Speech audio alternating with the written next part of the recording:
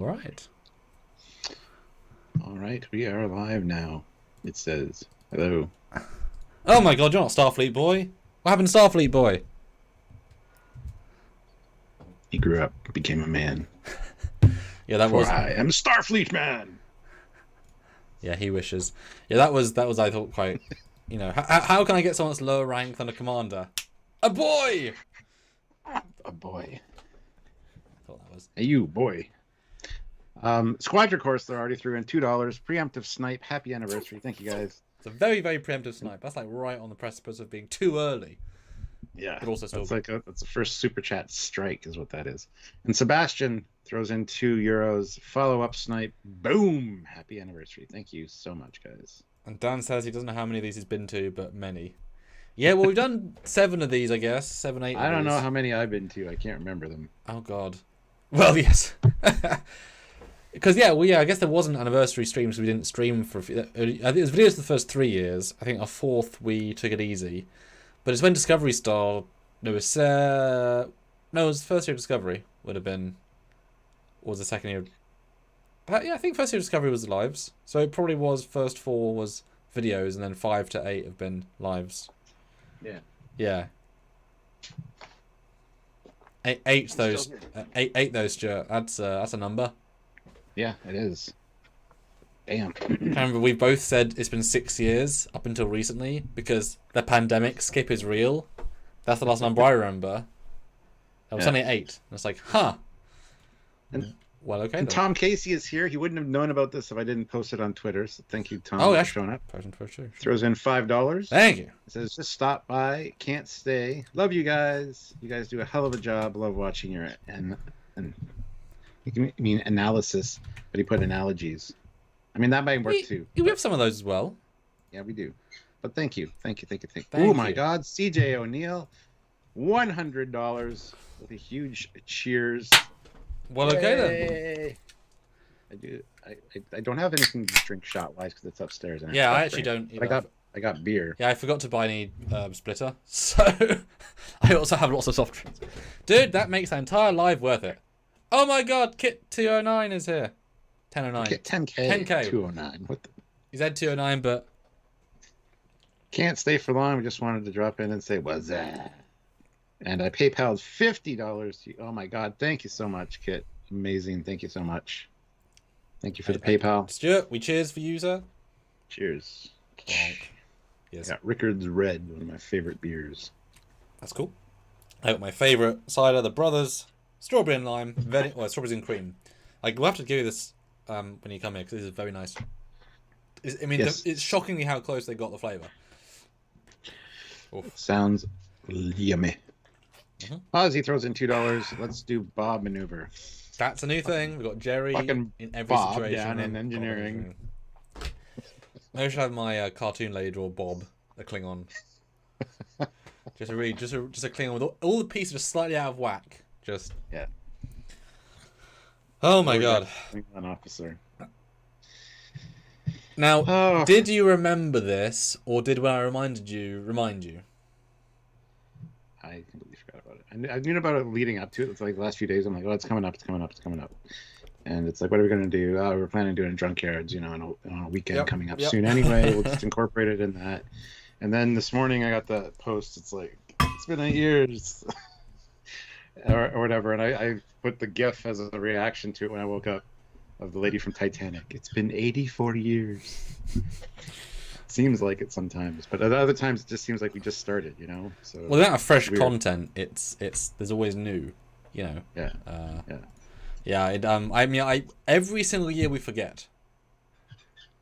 Every single year we know it's bleeding, but I think because it's right at the start of October, it goes from being September brain to sometime in October. Oh shit! Now it's today.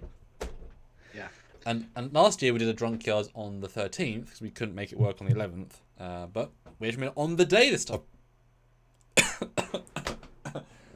Which you don't always do because random days. But we had a Prodigy Lives planned, but this makes sense to kind of override.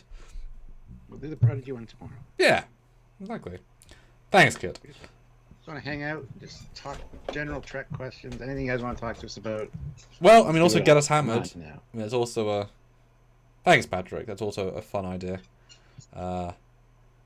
Yeah, we'll just keep hydrating as well. My goodness. I was informed last night on my live Okay. that above the card in the restaurant is an actual canon correct Connie in a picture. So you're saying they're recanonizing again? As long as it's a real Connie, I'm happy. But I can't see it. I mean, I'm looking at the Okay. frame. Let's have a look. I don't know if you want to look, because I was meaning to look at it for it earlier, but I didn't. That is a very loud dog toy, by the way. It's in the other room too. Sorry, she's just the puppy and she's kind of hyper right now. Okay, well, there's a Guinan. There's I think that's Patrick Stewart and Guinan as well. So it's definitely Guinan's bar.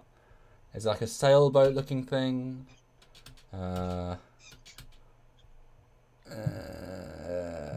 While you're looking, the STEM report, or the STEM support, sorry, throws in $20.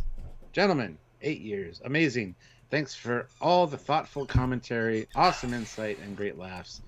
Busy at the shop here in Calgary, so I'll have to check it out later.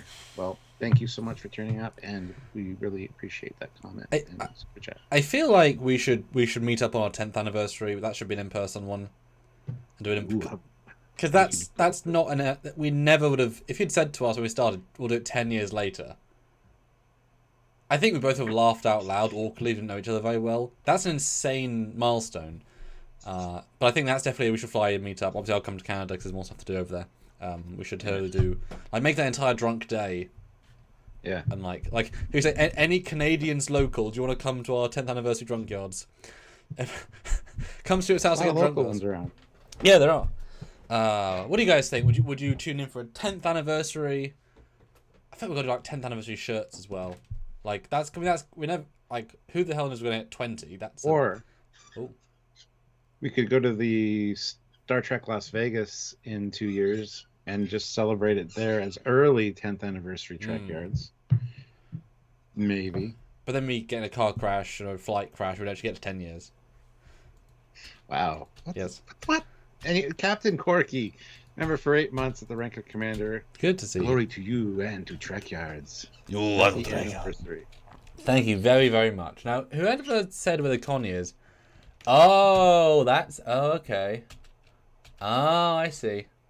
Well, that's cheeky. Where is it? It's a Connie inside of the poster on the left. It's inside the Delta. That's bloody specific. There is a Connie. I think it's a refit, not actual Connie. Can you show it send it to me? Because I cannot see it. Yeah, let me. I don't know if we're even looking at the same frame. Well, it's in multiple frames, but yeah, let me. It's also hit by light, which is not great. So this is so as Stuart said, this is a Connie that appears in the Picard. Canon Connie. Well, I mean, yes, but it's somewhat hard to see. I'll leave this up for a second. I'll swap to a different frame. There are a few frames, and this one's closer but more in light. Let me know when you see it. Oh, Dave, nice. Oh. I mean, we could always open an open invitation. Anybody who wants to fly in or drive in to meet up. It's certainly a big thing. Everyone gets swag. It'll be pretty fun. I'm gonna do a poll as well. That's a strange. Just hung up on Stuart accidentally. Oops. I pressed enter to start a poll and I cancelled the call instead. Sorry about that. Yes, sorry. I was just saying, that's a Strange New Worlds Connie. It's got angled struts. I think it's the refit. I think it's the refit. Oh, yeah? Yeah, let me find another shot. I don't think they'd go Stranger Worlds. So that's another shot of it. I mean, you obviously got the trailer, but because the nacelles are, for me, in my brain, I see them as flat, and the angle of struts is very refit versus. I mean, Stranger Worlds is close, but I would. My brain sees the proportions because I've also seen the other Connie at the top, and it's not the same proportions.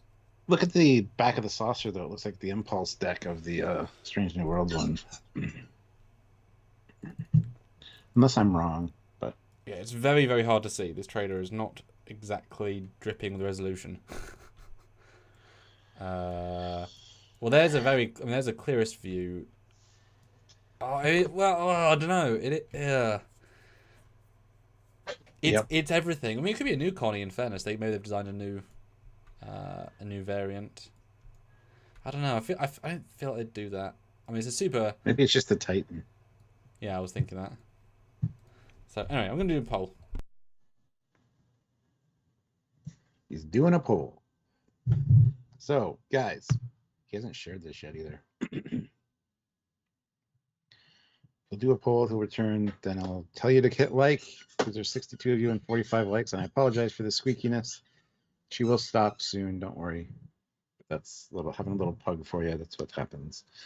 But yeah, hit the like button. Please super chat in any cheers or congratulations you guys have. Anything you want to ask us. People have been asking for us to do like a general discussion live again, and that's kind of what this is. So we're just hanging out for a few hours, having some drinks, just chilling, talking about the memories of the good old days when we were cringe. Oh, wait a minute, we still are. Yes. Ooh, look, you got a new poll. How long, and then it goes away. How long is your Johnson? How long have you been watching us? Since 2014. 7 to 8 years, 1 to 3 years, 3 to 5 years, from the very start. And that's obviously the proud. That's the proud person. It's like, all of the years.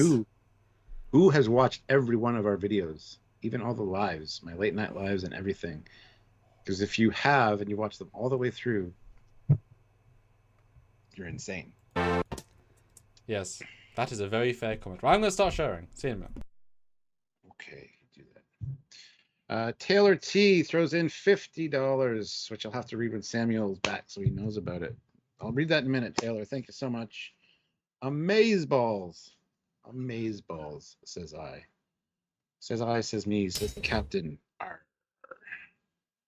From the start, old cap vids before Trekyards. Trek or not, I love you so much. Yes, that was before Trekyards even existed. Before Trekyards was a twinkle in anyone's eye. But guys, hit that like button and let's get those likes up. Let's have some fun. Please super chat in. We want to just celebrate and have fun with you guys. And if you're able to help us out, please do so. We want to hear any questions you have, anything about us, anything about generalities, anything. It doesn't have to be Star Trek related. Just shoot a question out there. Don't forget, you can join the channel. There is a new members option. Click the join button and go check that out. Kit 10K. I will read. You did put in more. PayPal another $10. I'll read that in a second. Hold on. But yeah, so click the join button if you want to help us on a monthly basis, or head on over to Patreon/Trekyards. That is another way to help us on a monthly basis as well. We would really appreciate it. And damn dog. Do what you can to support and help us out. Just share our videos. Go check out our old videos. Put a super thanks on a video you really like or something. That would be awesome. Help us in any way you can. We really appreciate it. YouTube's monetization problem has been fixed, so yay for that. So yeah, Kit 10K, PayPal another $10. Oof. But are you guys going to get the Star Trek Prodigy game coming out this week? I think I probably will. Yes. I won't say I'm like, let's do it, but I'm like, yeah. Let's give it a go. Yeah. I'll try it out and see what it's like. Yeah, I mean, let's be honest, it's probably not going to be a hugely long game. Yeah. But Taylor T throws in $50. Full. Beautiful. Just dropping in. I love all of the streams and content you guys put out. $40 to give each of you a shot. The other 10 will can be used for whatever the commander wants. Oh wow. Just more drinking, Stuart. Just more drinking. It is. I don't have my shot stuff down here. I have to go get it at some point. Charles June, though, $5. Yeah. Congratulations on 8 years. I wish you both many more years to come. Cheers. Thank you. What's your favorite ship of all time? Well, the Foley class, of course. No. I don't like it that much. It's not like it's just sitting around here randomly. It's funny. You've got like real print art, and I've got films with it in. I'm jealous of you. You're probably jealous of me. It's a fun little dual thing we've got. No, probably the Connie. I always say this: the Connie or the refit. They're kind of interchangeable, but yeah. Oh, thanks, Kevin Corky. Appreciate it. And Trekyards said he's been watching Trekyards from the start, the old Cap videos before Trekyards even existed. Oh my god! And that I had no idea. How many subscribers did I have when we first started talking? And I said we should make a new Trekyards channel, a separate one. You're like, no, we'll just use your subscribers. And I'm like, okay. And I was like 157 or something silly, and I was so excited. I don't remember. Well, it was yeah. It was just nice. It made sense. Gosh. Yeah, I mean, guys, what is your first memory of Trekyards? I mean, that is a first memory of Trekyards. Because you did relatively recently going back and looking at the first. Yes. And you found us. You found the first video again. Yeah. And then you got really terrible news, and it was like, oh. That's when then Nichelle Nichols. The minute Nichelle Nichols died, you were on Trekyards. It's like, oh. Which does mean just because of the live. Thanks. Which does mean that it's immortalized. Yeah. Well, and I read it wrong. I got an email saying it's your anniversary, and I'm like, is it? What? It's not. No, it's not. So I thought I'd quickly jump on and do a live, but it was like our anniversary on like Twitter or some shit. Yeah, you got all the dates wrong. Because your channel was like 11 years old, whereas we were this many years old. But it's fine. Yeah, you got a confusing email and everything was wrong. Trekyards said, where does one buy those Foley docs? You can get them over on Facebook. Join the Starship Dynamics group. Talk to Mr. Scott Bell. Fleetus. Matthew. No. Anyway, Scott Bell over on Starship Dynamics on Facebook. You can get it there. So, and Matthew DeFreitas, $5. Thank you. The day I found Trekyards was the day I saw crap all over Star Trek Discovery or Star Trek Into Darkness. Immediately I thought, I like this guy. Subscribe. Keep on trekking, guys. That's fair. Was that my viral JJ Star Trek sucks and here's why? I was so janky, man. I filmed that with my friggin' iPad. I didn't have any way to film it. I was sitting in the bedroom in front of my TV with the Elcars, and I didn't have a tripod for an iPad or anything big enough. And what I did was I hung the iPad from the ceiling with tape. Wow. And if you watch the video, it slowly starts doing this, going to the one side. The good old days, you know. And I was on a camera, just barely not shooting my house on a brown wall with no lighting, and I still remember that we filmed that 6 times. I think it was 4 times, but 4 times. Oh, yeah. And the fact that we kept the same jokes, like, these are good jokes, Stuart. We'll keep the jokes. Let's keep filming the same jokes again. Yeah. Because the jokes are still funny. You ask about the weather, I'll make this joke, and you can't tell. You really can't tell it's our 4th entire take of the same goddamn thing. For professionals, even back then, damn it. Except the fact that we had to record it 4 times, yes. That weird janky on the desk angle. And Yes. Let's look up at Stuart. This is the angle you want. Really the angle you want, yeah. Hi, guys. I'm Captain Foley. Yeah.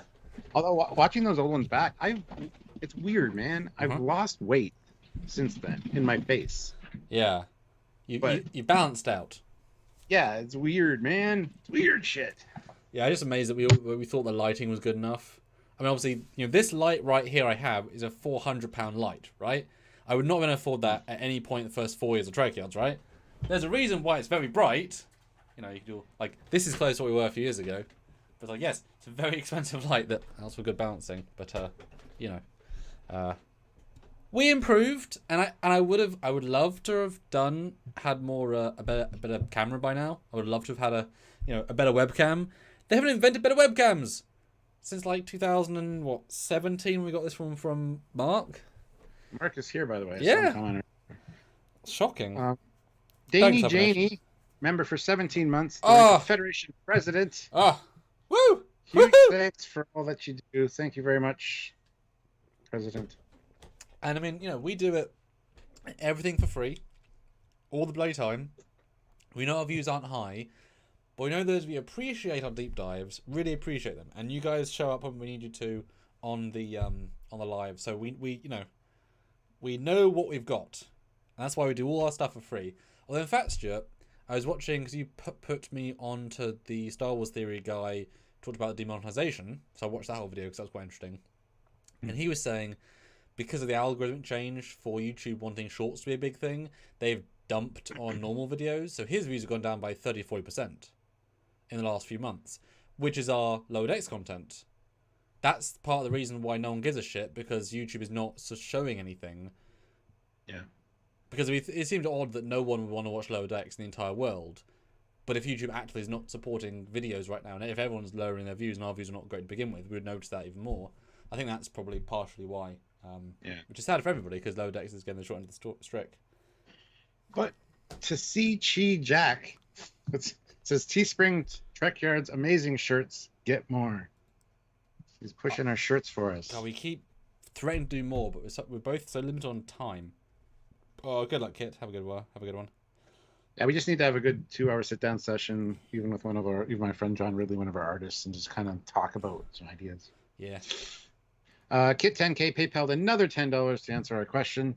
What I first watched, I was playing a Prometheus class in Star Trek Online and just looked up a video on the ship, and you guys were the first video to come up. That's awesome. It's good hearing that. Yes. Brian Donaldson, member for 7 months at the rank of Admiral. You guys are amazing. Sorry, I had beer. You're the only Trek content creators I watch. I've been watching for 6+ years, and I look forward to the future. Congratulations on 8 years. Wow, thank you so much. And it doesn't feel like that many years, you know. I know we've sort of reinvented the wheel a little bit as we've changed, but it's shocking. Time keeps passing, but we're still here. Yeah. And Stanley says, I think I've been watching your channel for about 5 or 6 years. Your Riemann Warbird Scimitar review was one of the first vids I watched. Eric Skelton throws in $10. Thank you so much. Our new god, the all-seeing, all-knowing, omnipotent cyber deity, Algorithmus, brought your show to my YouTube choices right after Discovery Season 3 finale. Okay. Filled me with Star Trek hate and loathing. Wow, that's a great super chat. Algorithmus. Yeah, quite a fine balance. So you found us because of Discovery. That's actually funny. Yeah.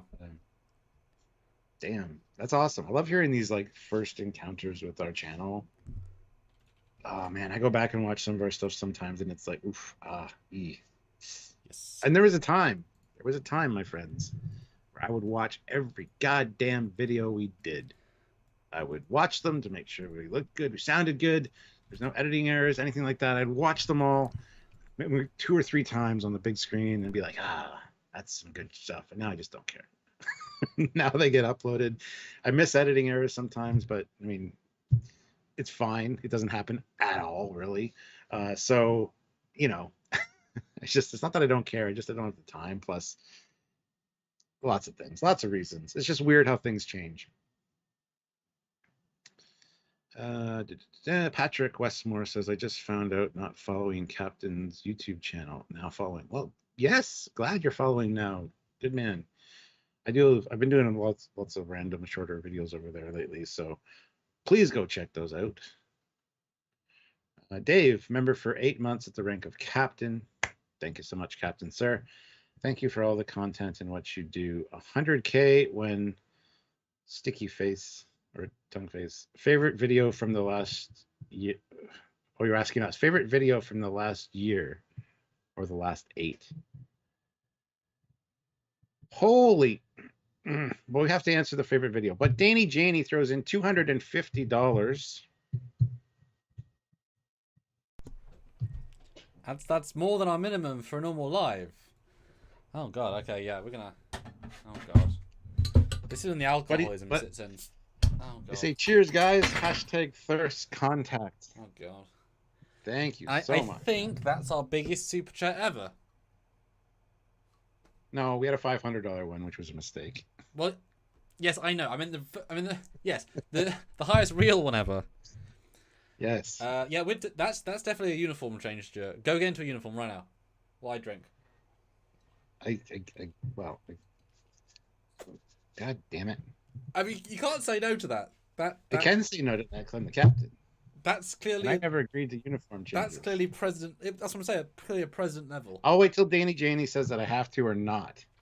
How's that? Okay, or is that enough to free the nipple? Because we always do a high number. Oh, I definitely free both nipples for that. Everyone wants to see that shit. You are now in charge of Stuart right now. That's the wow.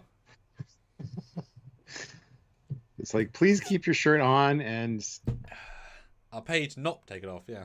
that's what it should be. Wow. Oh, anyway, favorite video from the last year or last 8? Oh my god. That's not even. You know how I feel about. Danny J's like, no, no, no, no, no, no. So no nipple, but do I have to change into a uniform? Let us know. Let me know. I'm sure Samuel will, because he likes that kind of thing. I do. Okay, you put in the chat right now, Miss Commander of our universe. I've got TNG, Voyager, DS9, Picard Flashback, Picard Main Series. That's a lot more annoying. TOS, Kelvin 3. I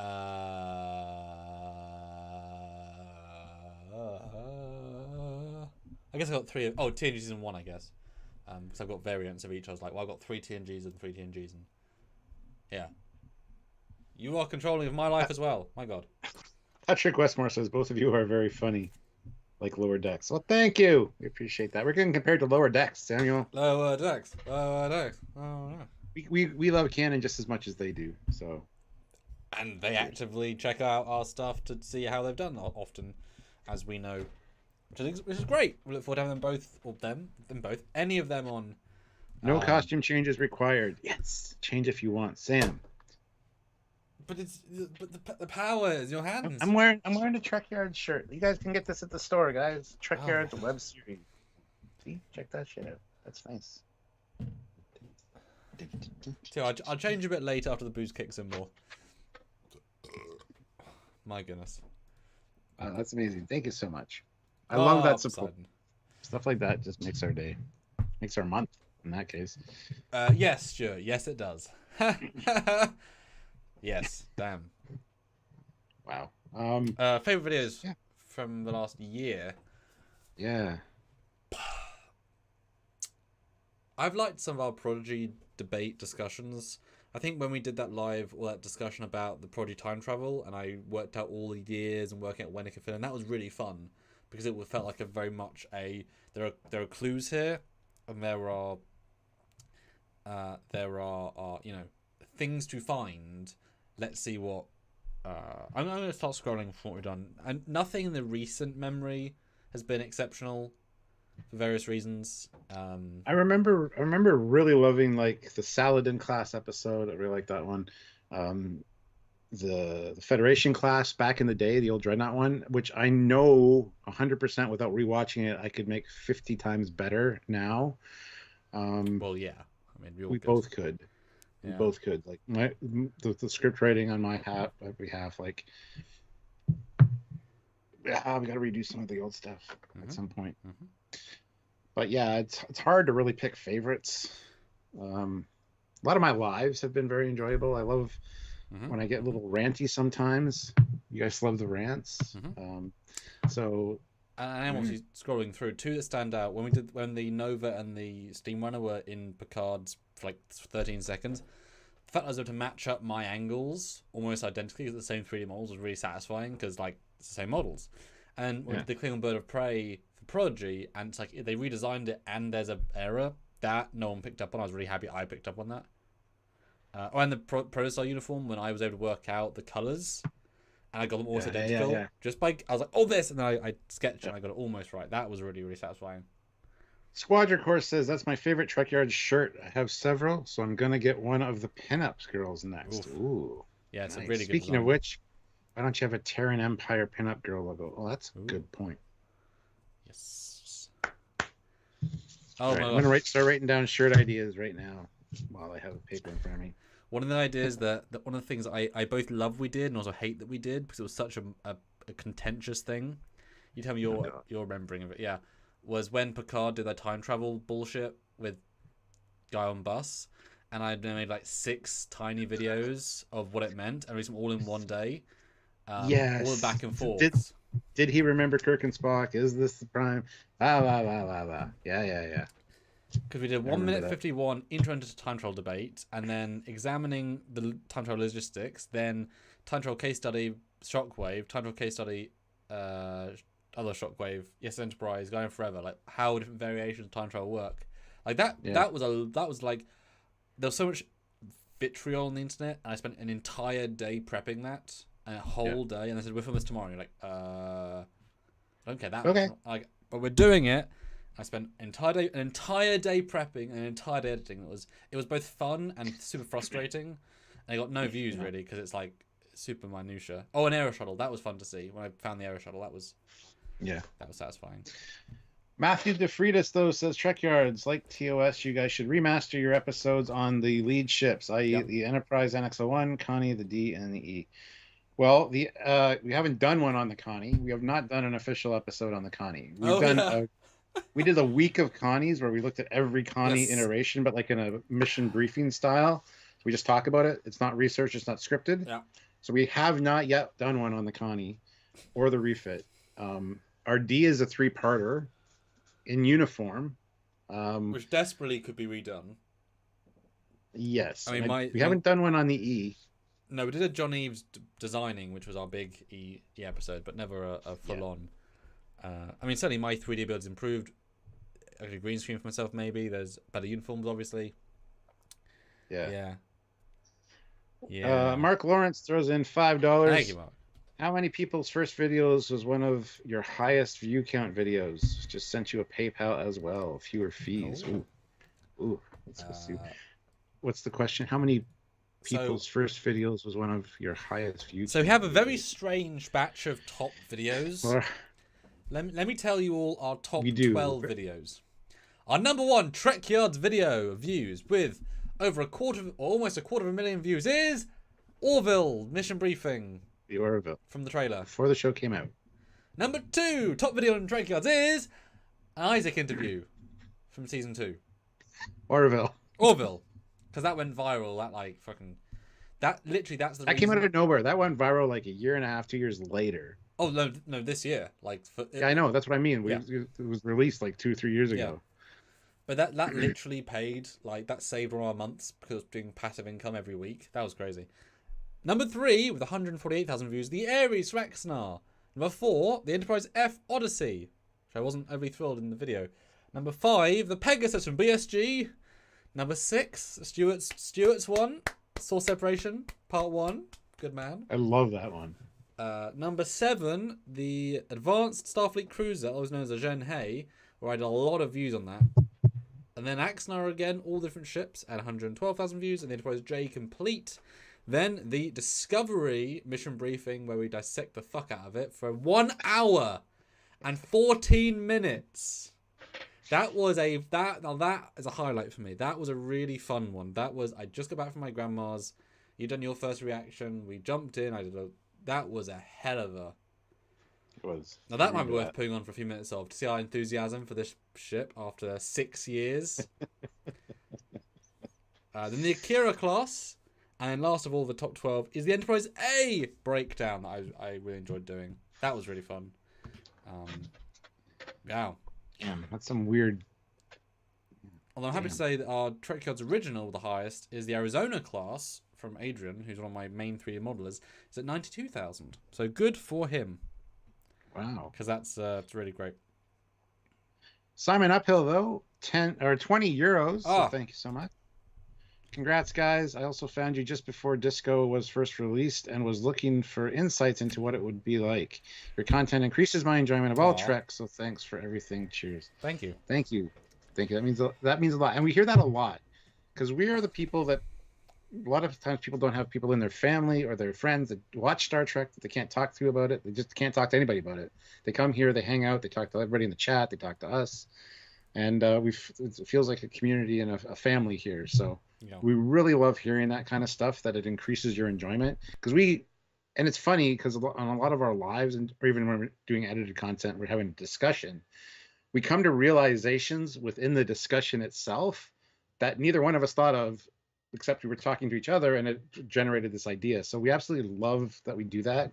It actually adds quite a bit of depth to a lot of what we talk about. And it's really fun when something like that happens. You'd be surprised. We'll be filming an edited video, and it's like we come to this realization of this really fantastic theory. And it's like, wow, man, how did we come up with that? And then often I'll then edit out, oh, we got it wrong in the first part of the video. Because there are certain points when the journey's really fun, and then sometimes one of us is like, this idea, and it's like, we actively prove ourselves wrong. It's like, yeah, I'm just going to remove those 10 minutes, or those 2 minutes, because it's just like, no, that's fine. That's why, partially why I don't like, that's why I edit everything still, because I know I can get us the right public persona still, you know, I can make sure we put the right foot forward. Well, I mean, you know which videos those are in, though, just based on the discussion we have when we film it. So you could still farm out some of the other stuff. Well, you know, that's true. But you know what I mean, though, for that sort of stuff. Yeah. Squadron Course throws in $1. Thank you. Thank you so much. Dan Ben says, I really enjoy the videos on concept art, non-canon ships, canon ships, not too major. Yeah, the concept art stuff is really fun to do as well. The what could have been, which actually sometimes crops up again because they just grab old designs and say, here you go. And in fact, because we've done so many concept art ships, we have a really broad knowledge of that's that from that. Most people don't have that, which is great. And I've always loved those because they're such a nice, easy format in that it is generally a first look often, especially where I like find a book that's so... Because a lot of these things aren't ever online. You know, Rick Sternbach often says, I'm not going to put my stuff online because that devalues it, you know, like, get it from me. And so if I had a book, this one thing you've never seen, I've never seen without this book, you scan it, you take a picture, you extract it from its scenery, so it's now an exclusive, like, okay, we've got it as a nice render. It's really, really fun to pick out what could have been. Obviously, we've done the famous ones too, but when obviously some designs have multiple iterations, like we did 3 versions of Voyager and of the Delta Flyer, etc. That's what I was going to say about the Connie. We didn't do the Connie video. We did a Connie week breakdown. We looked at every Connie in mission briefing format, and that was really fun. It was. That was really fun. It was. All the variations, fan design ones, the retro ones, like, it was fun. At that point, we're still using fan renders, which seems weird now, you know, do everything myself. To the detriment and not detriment, because if you don't have anything, you can't necessarily use it. But so currently, 88 votes. I asked, how long have you been watching Trekyards? We started in 2014. 49%, 3 to 5 years, which is still half to most, or majority. 1 to 3 years, newbies 28%. Almost all of it, 20%, and 2% from the very start. But those people, I'm sure, are saying literally from the first few videos, which is quite that's good. And happy to find that. If you look at our analytics, I think 47% people that watch our videos aren't subscribed to our channel, which is weird. It's not they just weird. randomly come across them and don't hit subscribe. Most aren't. You know, most aren't for most channels. It's pretty rare to get many. That's a common thing. Well, when I take a video I like, I subscribe because I know they're going to make other content I might enjoy. That's fair. I don't understand the mindset. Fair. But I'm going to go to the loo now because I've just drank 2 almost full drinks. So I want to see 85 likes when I get back. Damn. I'll talk them up. Guys, hit that like button. I'm almost done this beer. I got another one in the fridge, and then I also have a vodka cooler. I do have some peach schnapps left, I think, for shots, which I really should do a shot or 2 for Danny Janie's. So when Sammy gets back, I might run upstairs and grab that. But yeah, you guys are friggin' great. And yeah, I do my late night lives, or if, you know, the Captain Plays, where I do basically like gameplay videos, and I'm thinking of migrating those over to the Captain Foley personal channel, but get such a better audience here. And I know a lot of people, when I do one of the videos, when I release a video on the Captain Foley personal channel, a lot of people that comment are regulars here as well, which I really appreciate. So I just don't want to miss out. And I feel like I'm diluting the brand a little bit when I do those late night lives, but you guys really like the interaction and the community and the hangout vibe. But I can see why, you know, some YouTube experts might say it's not good for the channel. But well, I want your take on that, guys. Somebody earlier, I forget who it was, said that they really enjoy the random hangouts and discussions, and I do too. I think they're really fun, kind of unscripted. There's no stress going into these or anything like that. So, what do you guys think? I want to hear your thoughts on what you think about these hangout videos, these general Q&As, where we're talking about everything, you know, but Star Trek. Whatever you guys want to talk about, we'll talk about. Uh, but yeah, let us know. Let us know. Teeny Teeny's like, above all, we like the pugs. Yeah, they're both upstairs with Sylvia right now. So I can't even grab one to show you. Even the Chihuahua is not here. No, she's gone too.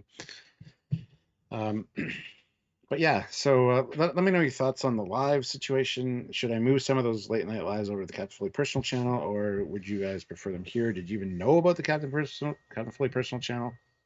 I don't know. So I'm just worried not a lot of people are subscribed there. I think I have 2,810 subscribers over there.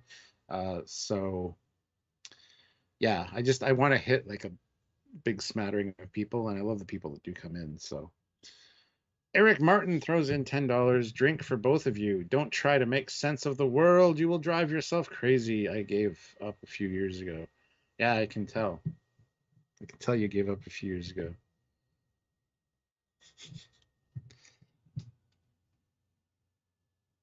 I won't clarify that. What the hell? My camera got jostled, I think. It was kind of crooked. And my OCD was like, no, that's not right. Anyway, thank you, Eric. I will have a drink. Samuel will have one when he gets back. Dan Ben says, sometimes when you talk about things from the 80s, as I'm a bit younger, I may not know what you're talking about. Well, then brush up on your 80s, because the 80s was the best decade. Just kidding. Some of the best stuff came out of the 80s, so I love talking about it. But yeah, I understand that not everybody understands that. Matthew says, I enjoy your live first reactions because I'm a baller on a budget and I can't always super chat. So I enjoy that you can just chat with the chat. Yeah, I do tend to read everybody's comments on those because I like everybody to feel included. So Mick, James Mick, I have been watching for less than a year, but really, and enjoy your content. And as a plus, I have lots of content to catch up. You have, I forget how many videos we have. It's all, if it's not 2,000 yet, it's close. Yeah.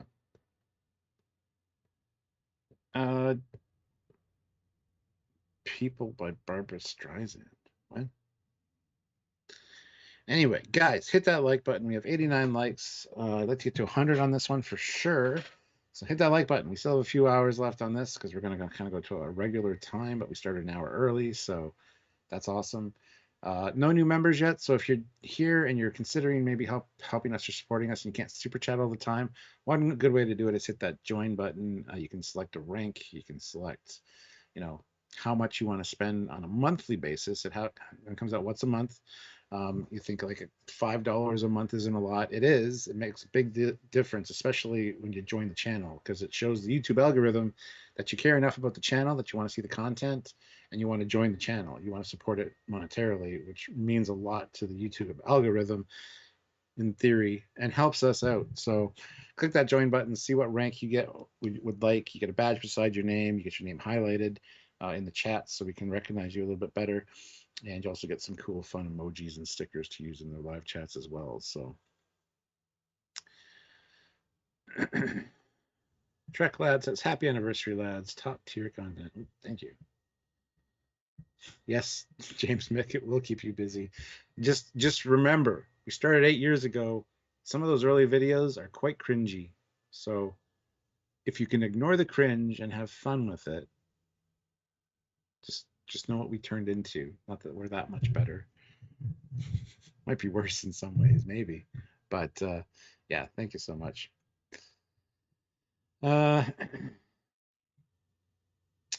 Do the pugs have costumes? Yes.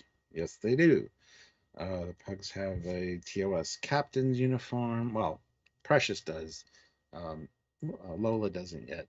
But Dot also has a TOS captain's uniform, so we got a Chihuahua and a pug one.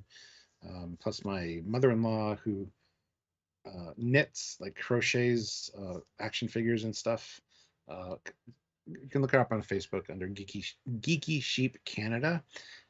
She goes to conventions and stuff with this, and does, has fun doing it. So she knitted some TOS uniforms for our old dog Sally.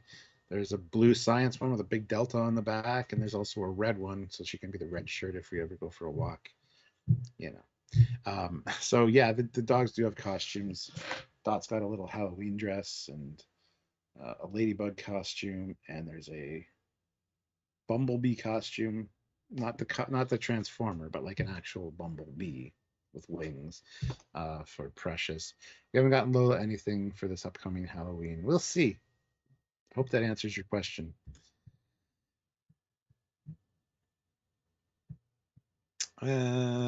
Walter Adrian Moniano, Star Trek Turkish tourist Omer Yozi Yolanda. I have no idea what that means.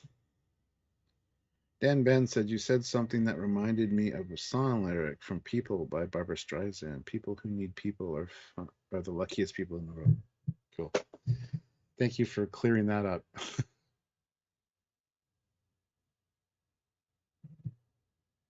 Hey, Donnie, how's it going?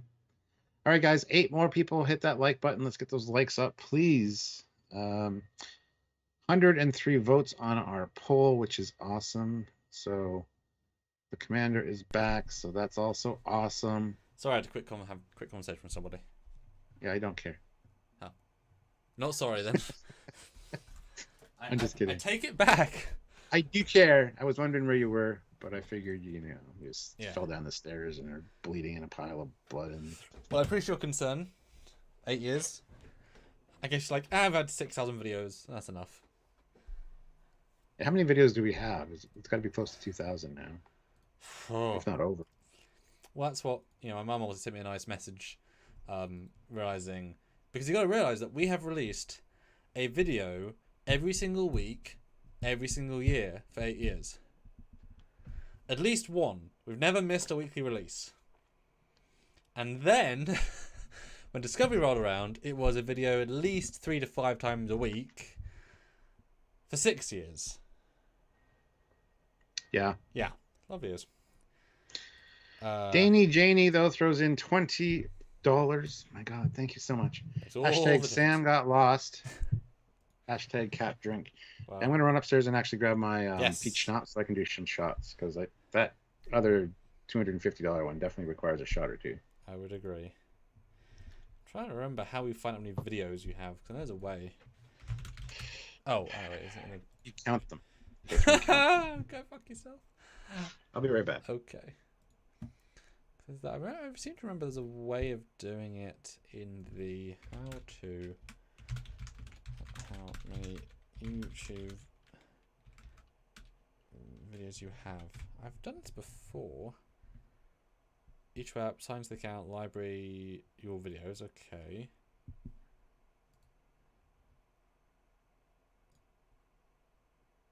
Library and your videos.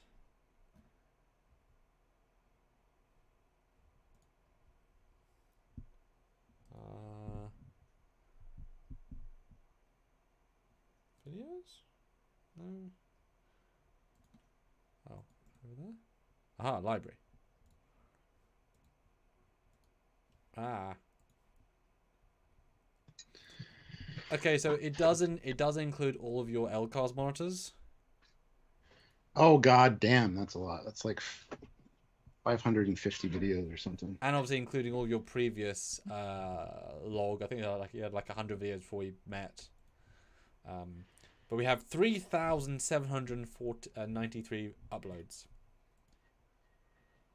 Holy shit. Apparently. And we have 1,000 things you're subscribed to as well. This is what I deal with. She was pestering me.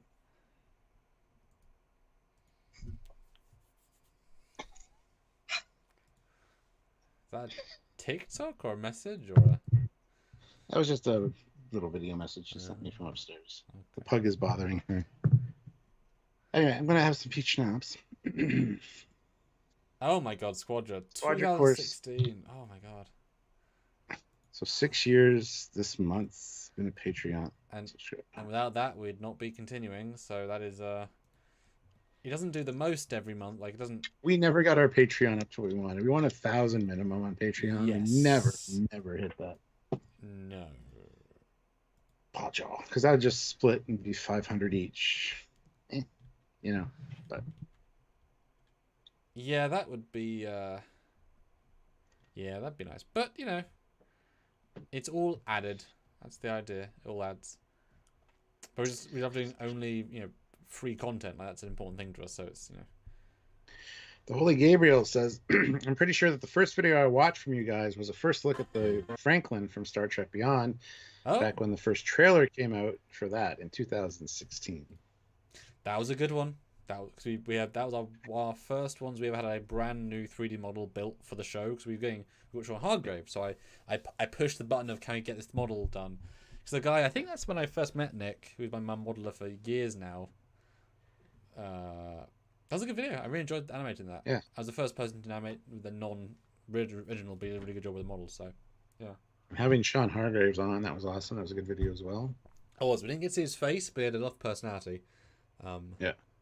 No, that was good. That was very good. I mean, I've heard someone yesterday, in fact, say, you guys are just all these special guest stars on.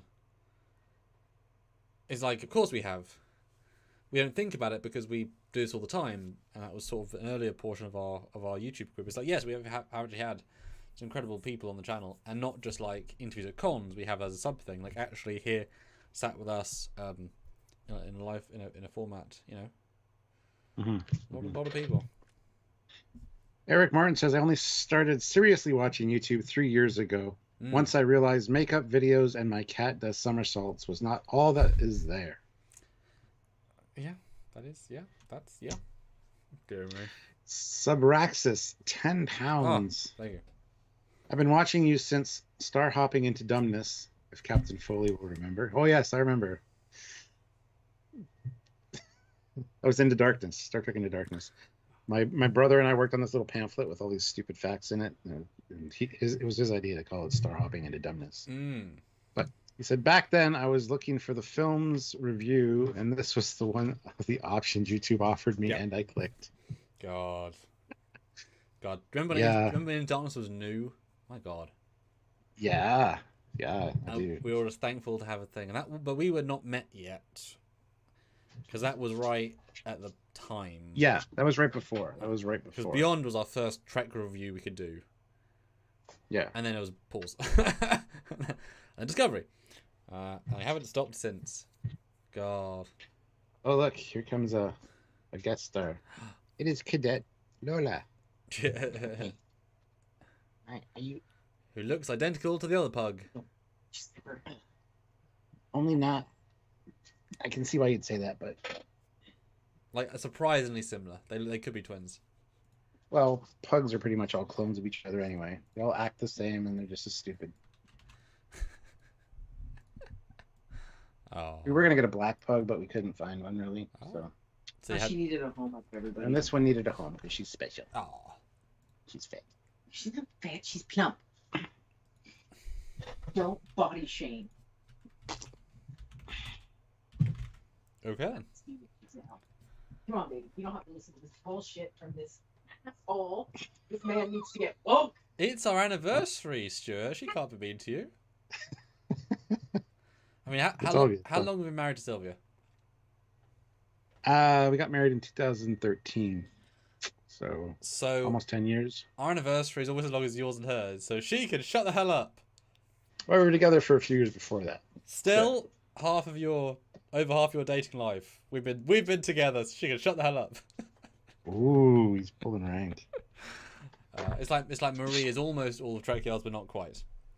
She's missing out on that by a little bit. Dear me. The Dark Lord Revan throws in $5. Revan. There is no message except happy anniversary. Ha! Thank you. And also, the Dark Lord Revan. Stay in the chat for a second. How is that a you're a fan of Revan from the olden days, or are you still a big fan of Revan now? Like, tell me why you like Revan. There's a reason for me asking. Put in the chat. And Eric Martin throws in $50. Boom! Woo! Thank you very much, Eric. I'll have a shot for that. Despite the aspect shaming, cheese shaming, and general relentless teasing, I'm not bitter, and I appreciate you guys and the content.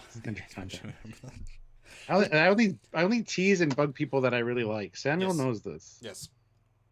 So that just should give you a good thing. Because you know, I can't. Is it that he has a weird TV and he has to shrink us?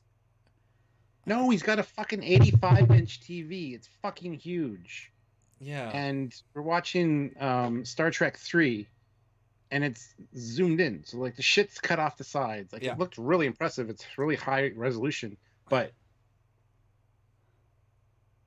I don't like the bars on the top and bottom. I don't think he said that to me, but a lot of people have. Like, well, you're missing, like, half the picture. Yeah, things are carefully framed for anamorphic. Like, you aren't just losing the top. I mean, you aren't just not having the tops and bottoms. Like, there's a reason things go super wide. I remember watching TV back in the day, or when you could buy DVDs that were, or VHSs even, that were widescreen or pan and scan. And there's two people talking, and it's like here, and then it scans over to the other person talking. It's like, that's not how the scene was intended. Stop. Yeah, what a broken concept. Yeah. I remember watching. We had a VHS once that was one of the movies in full aspect ratio, and it felt so dodgy. Something about it just felt off. Because none of the framing made sense. And they might have like cropped in between frames, but it all felt weird. Cheers. It even says cheers. Cheers. What was I going to read? Oh, Patrick Niehoff? Patrick! Woo! Euros. That was in 12 euros. Thank you so much. Congratulations on the 8 years. Can't even remember what the first video I saw or how I found you guys, but has been 6 years easily. Damn. Well, thank you for sticking with us. We appreciate it. And supporting as now, one thing people can work out, was it pre or post Discovery? Because that's a really good milestone of like, was it the pre-Discovery days or the post-Discovery days? Let us know. And the Holy Gabriel is like, I remember your rant about aspect ratio months ago during a Captain's Live. Gave me a good chuckle. Yeah. And Eric has learned his lesson. I watched the motion picture with him, and he's got everything set properly. Sorry, I got to jump back on that for 1 second. Even when he turned on his PlayStation, the aspect ratio was off. So, like, it says half, like, PlayStation's cut in half, and it's like, I don't know how you can watch things like that. So it's a Haitian. Can't say the whole word. Well, it wasn't cut in half. The top Anthony says, hey guys, Anthony from the Star Trek fan page. Hey Anthony, congratulations on making 8 years on YouTube. Yes, many people have come and gone since, and we're still here. And we were one of the originals. We were one of the OG Star Trek YouTube channels that really kind of blew up. And then a lot of people, when new Star Trek was announced, all of a sudden all these channels popped up. Yep. So, and also when live stream became a thing, it wasn't before. Doing live streams and reviews was just not a thing.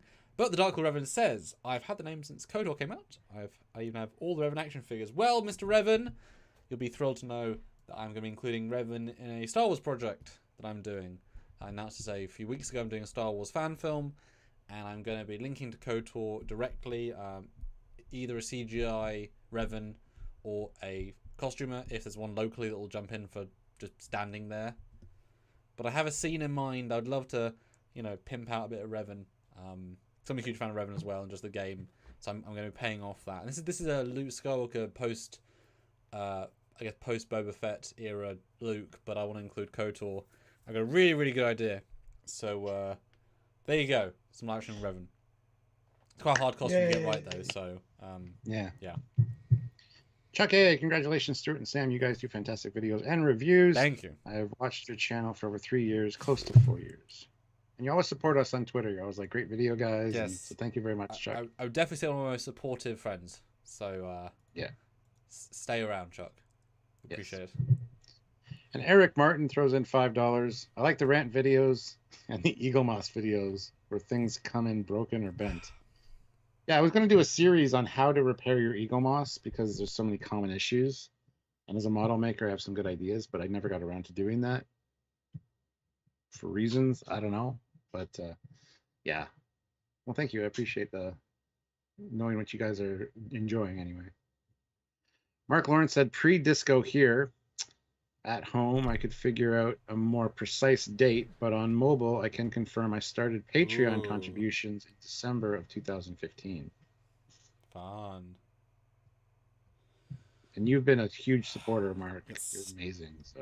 And we look forward to seeing you in LA next time we're there, and you get the bonuses that come with that. Wahahaha. Like all the responsibility of driving us around. And meeting the people. But Stuart, I did prepare something for this, though. For this live. Assuming the sound's going to work, so I think we fixed that with David's thing. The sound was fine on that one. So, as you guys may or may not know, I'm starting another Indiegogo for my Trek shorts in about a week and a bit. The 20th, I believe, is the current date. I'll be announcing and revealing all the things we're working on for almost 2 years now. I tried to kickstart Indigo for 5 films originally. I've made more than that. I've actually released 4 films already this year. Well, 5 if you count the Stargate one. And the next film to come out is a Deep Space Nine documentary. And I've not even announced it yet, except just then. And so I've just rendered a clip out of it to show you exclusively as a happy anniversary. Thanks for all you guys love. Ooh. So here is a...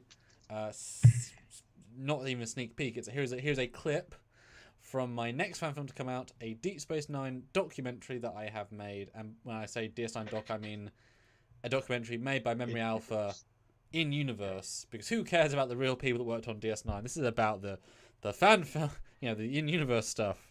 Aha! Irish Stephen Bear, we love you. We love you. Yes. I met him once. That is the wrong. That's the wrong thing. So I need to do this, and I hope you guys enjoy it. I'm not used to playing videos though. Let's see. This is a part of it. At that point, the McKee were all but wiped out. They didn't deserve that. €2. Spencer Garrett played Riven in Tarsus, TNG. Is that playing audio? The mission was offered to several ships, but Tell me. I don't know yet. I can't hear from the previous clip. Oh yeah, what did Revan say for my Revan reveal? I kind of skipped No, I past got a that. delay. Revan, come on to my Yes, Revan it's reveal. playing audio.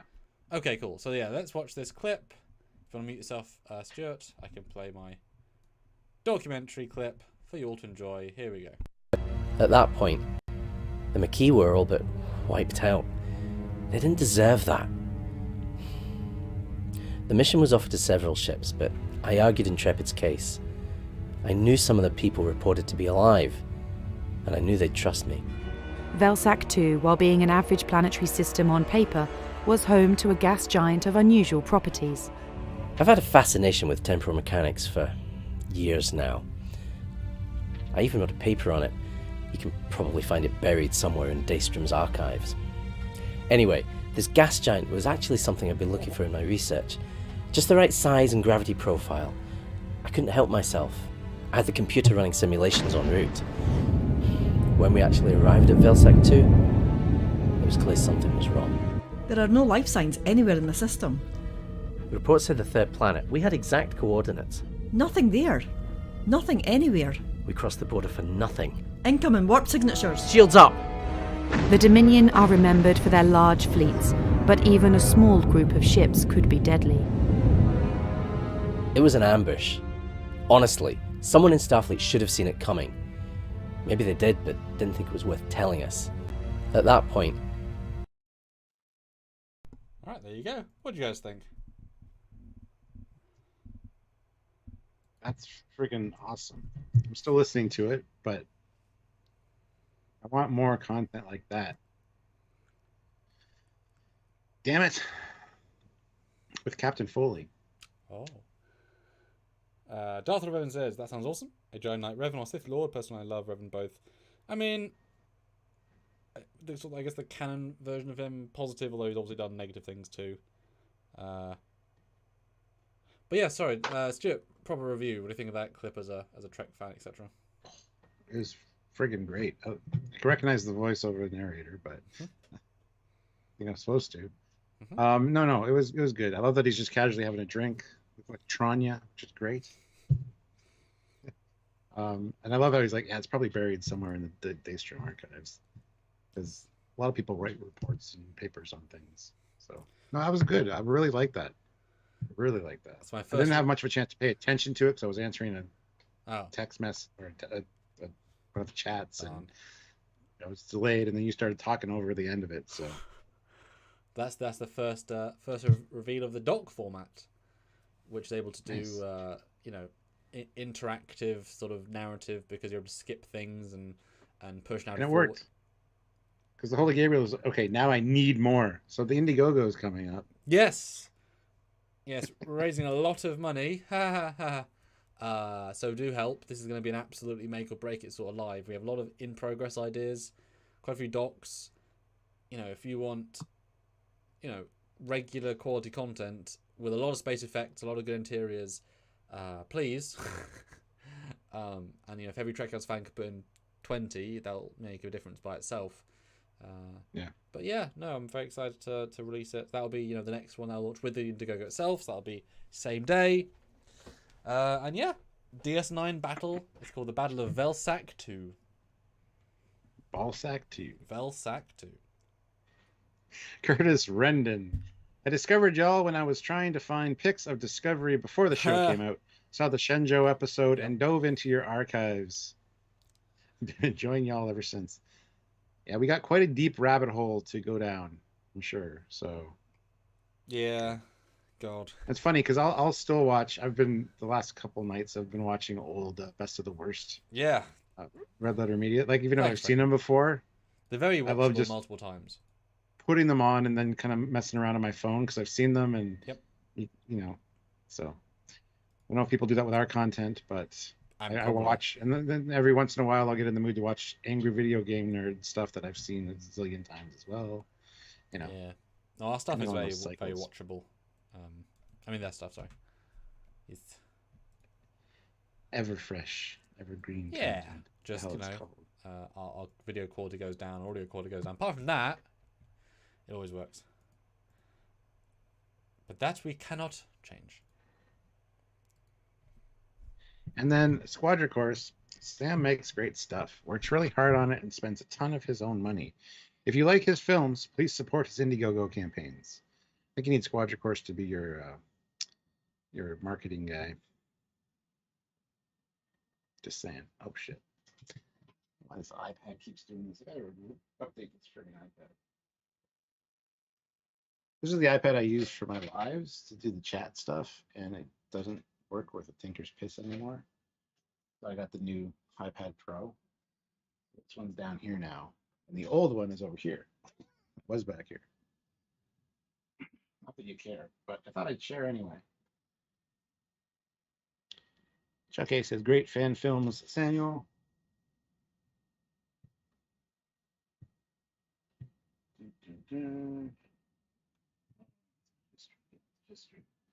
So, guys, hope you're enjoying this hangout with us. Please hit that like button if you haven't. Just a reminder. Let's keep super chatting. We want to celebrate. I've had a few shots now of peach schnapps, and I'm almost finished this beer. So I'm starting to feel it, which is good. If I get silly, I'm sorry. Even though that's what you all want.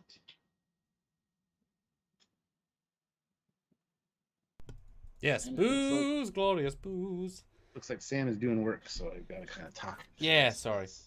Eric says, do you ever take course on how to learn VFX to teach yourself? No, it's self-taught's the wrong phrase, but I've had a few mentors over the years, which I'm very pleased to have. You kind of see the jumps in my ability when I've had a few mentors. Not necessarily they gave me all the knowledge, but you know, I started Trekyards and I learned by doing. I want to push myself. Although the fact is, with better PCs, you can do better. You know, if you have a crappy laptop from 2016, you'll not be able to create what I can create. No matter how hard you try, you need the physical hardware to do it. That's, you know, that's why render farms made a difference between, you know, because the people had Lightwave when Star Trek was coming out in the 90s, but they could not create what the show was creating because they had a render farm. You needed the money into it. And then I had a few people help along the way, just knowledge, little bits, tidbits that, you know, often it's like After Effects, right? After Effects, you can do literally anything if you know how, because all the plugins work together. if you knew how to work every single plugin, you'd be a genius. But there's so many things you should be able to do, but I don't know how to do them because I've never been taught. And how do you Google a very specific problem? Same with Lightwave. If someone tells you how to do the thing, you can then learn a better way of doing the thing, and then you play and you test and stuff. But yeah, just 8 years of doing CG all the time, 9 years, 10 years, whatever. Mm-hmm. And then the interiors, Matt Boardman helped me with that. He showed me Octane, made me spend like an extra £1,000, and then like 400 a year, 500 a year on that. Matt Bourne's a very expensive person. He bad influence, but then once taught me the basics, I was able to learn more and then develop. He also paid you $50 for our character models, which you haven't sent him yet. Oh yeah. The Dark Lord Revan, though, throws in $10. Thank you, Revan. guys. I now notice the open shuttle bay doors and when the blinky lights are wrong, so thanks for that. Yes. Oh, man, I'm sorry. Stupid errors are stupid errors.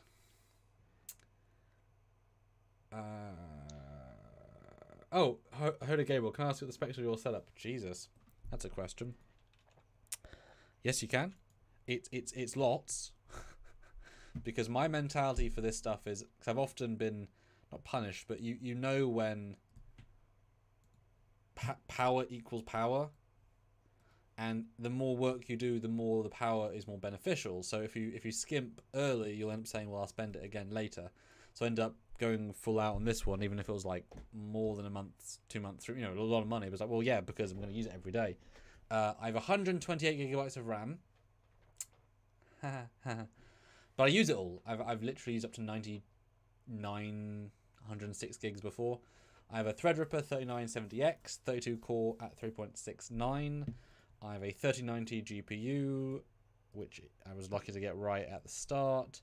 I have a NVMe drive terabyte for the startup. I have a 2 terabyte SSD, a 4 terabyte normal HDD, another terabyte NVMe, another terabyte SSD, a 6 terabyte internal media drive, a 6 terabyte internal Trekyards drive, another SSD 1 terabyte, a 12 terabyte Trek Shorts drive, an 18 terabyte Trek Shorts drive, a 16 terabyte Trek Shorts drive, 18 terabyte drive 2 Trek Shorts drive, and a 13 terabyte Trek Shorts camera drive, and a 12 terabyte Trekyards drive, a 8 terabyte Trekyards drive, a 6 terabyte Trekyards drive, a 4 terabyte everything drive, a 9 terabyte everything drive, a whole lot of 2s and a whole lot of 500s. I probably have about 130 terabytes of stuff.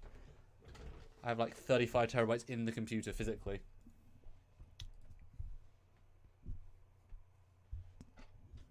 And there you go. Now you know. No one's half the battle. Trekyards.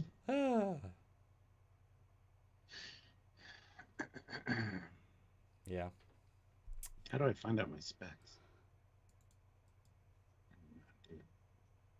Just compare them to mine. And Holland Space Yards just popping in to say, happy 8th anniversary! See you out there.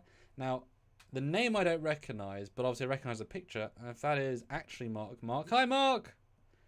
Radamaker. Keep up the good stuff. Do more Trek ships. Eric. Yeah. Oh, I've got a Intel Core i7 6700 CPU at 3.4 gigahertz. 16 gigabytes of installed RAM. Don't know. But I have a, this is a Lenovo all-in-one Idea Center computer. Anyway, no one cares. Isle of Film, €5. After bringing me to Lower Decks, can you also convince me to give Prodigy a shot? Yes, fucking give Prodigy a shot. You will not be disappointed if you like Lower Decks. It's different, but it's just as good. THX for your hard work, or thanks for your hard work. Tons of content, and just being you. Live long and prosper. Thank you, Isle of Film. Yes, definitely check out Prodigy. Trust us. You will not be disappointed. I think Samuel will echo that. Yes. I'm really liking Prodigy. My only complaint might be that the episodes are a little short. They cram a lot yes, in. they're absolutely short, but you got to remember, each season has 20 episodes. So season 1 and season 2 will have 20 episodes each. There's already 40 on the books, like they have planned out.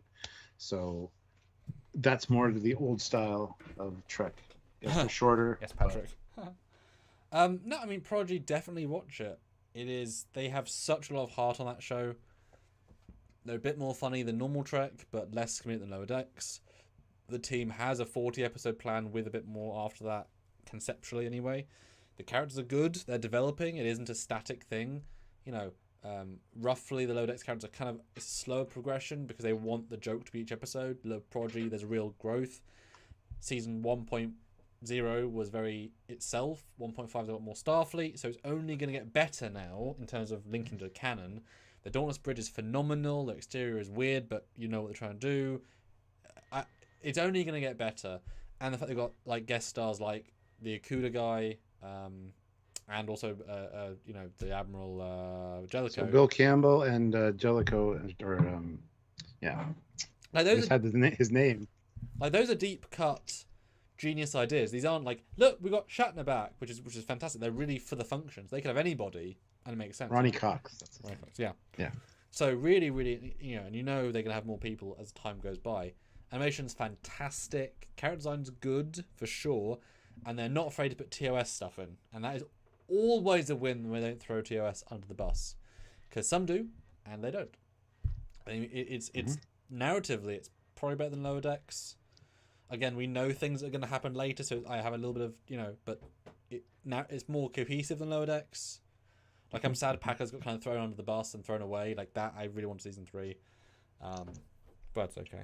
Yeah. But Matthew asks me, beyond posting on YouTube, what do you do with your fan films after they're finished? Claim I don't know how much space those final videos take up. Yeah, if you don't include the actual raw files, it's about 200 gigabytes per finished film, as in the folder structure. If you have the CG on top of that, because I do separate drives to save space, 270. And then raw, you look at normally 500 gigabytes, 500 gigabytes at least a film minimum. So looking about 900 gigabytes of film. But I have separate drives. I have a raw drive and I have a production drive because I can't keep them together. It's not practical. But yeah, they just exist on YouTube, and people happily watch them, and I'm happy to watch them. And I love getting new comments every other day on things. People find them and get appreciative because we all want to see more Trek, classic Trek, and I don't have any licensing obligations. I can suddenly throw in, I can throw in an XO1 ship or this ship or that. I've got the models. I know the intent behind what things are. Yeah. CBS can't, such don't want to. Even Prodigy, they'd love to do more, but they can't. Cost money to build the models. Lower Decks, they can far more. Yeah. Eric Martin, $5. Dahl convinced me at first, but now he's calmed down a bit. Or calmed down. Sorry. Dahl annoyed me at first, but now he's calmed down. I'm really into it. Yeah, the characters are kids, so they have to mature on their own a little bit. So yeah, he was meant to be that way, so they did a good job with him, I think. But I Love Film goes on to say, thanks, Commander. Okay, it's settled then. I shall give Prodigy a fair chance and report back to my captain and commander. Yes, please do. I approve it, and I think you will be. It's only going to get better. And that is very, very good. That's very, very exciting. Yeah. Simon Uphill, member for 8 months at the rank of captain. So thank you so much, amazing. Captain. Thank you. Maybe if there's time in the future, you'd consider an episode by episode rewatch and discussion of DS9. Catch you guys soon. Well, yes, that's the plan. We've been going through TNG. I think we're in season 5, doing episode reviews for each one. We want to do all the series at some point, but you're guaranteed to have us on the air for years to come as a result of all that. Assuming that we keep getting the super chats and keep being able to produce the content. Yeah, we will definitely cover all that stuff. That'd be really fun going through those, actually. Next Prodigy episodes are going to be running away from Starfleet, helping people. Yes, Dan. Yes. So many good stuff to come. I love the fact that Prodigy can now the fact they're doing Borg of some kind and Okuda of some kind and Cox of some kind, like they're gonna do whatever the hell they feel like. Like they can curveball, because with Lower Decks, to have them bump into a Borg ship, that because the way they're positioned would feel weird. There's weird limitation of being so low ranking. You know, they spent an entire episode literally doing grunt work on a nonsense planet. Prodigy, they can bump into anything. So there's actually more creative freedom in that context, although they've got more of a repercussion. Yeah.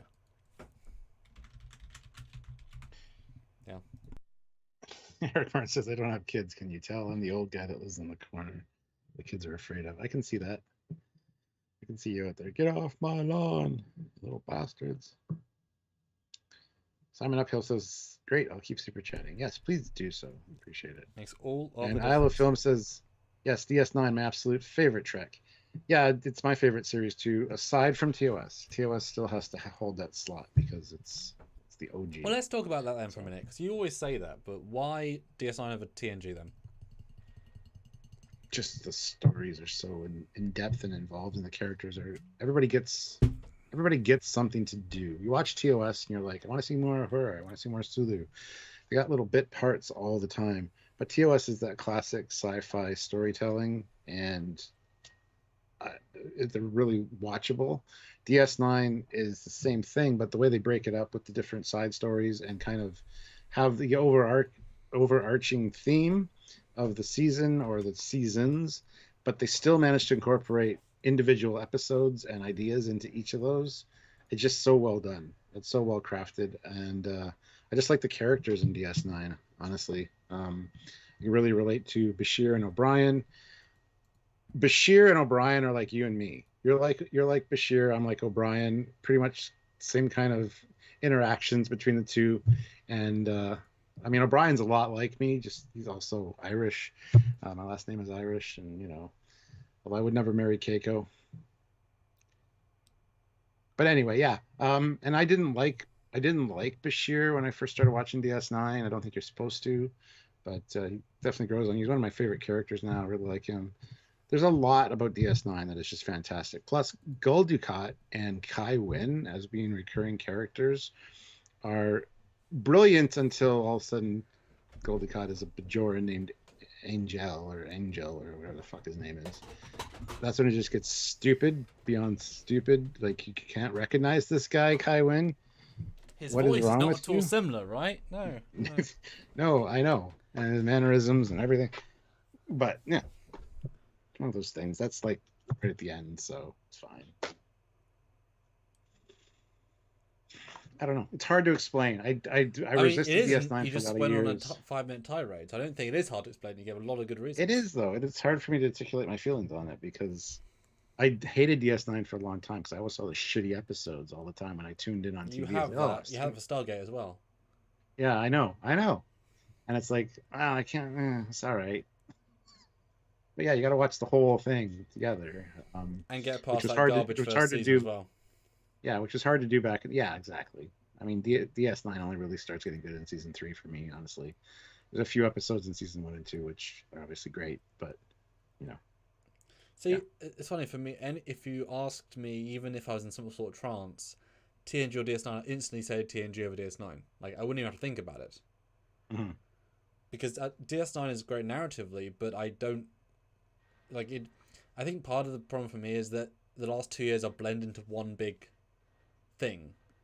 And that's not a Yes, waste of absolutely. 2 years, but the fact that it's just one big murky mush, there's very little creative sci-fi fun in 2 years of the Star Trek. Maybe 10 episodes between both of them. That's it. And the Well, they're not first Star year, Trekking. They're Star Sitting. yeah, Or and Star Defending. and the first season, I think there's one good episode of the sci-fi nature I would consider really good. Not for character stuff, but for like sci-fi stuff. Obviously, throughout the season, there's many good episodes, but that's not the point. TNG, we did a thing. There's more good episodes in one season of TNG of the sci-fi nature than all of DS9 probably.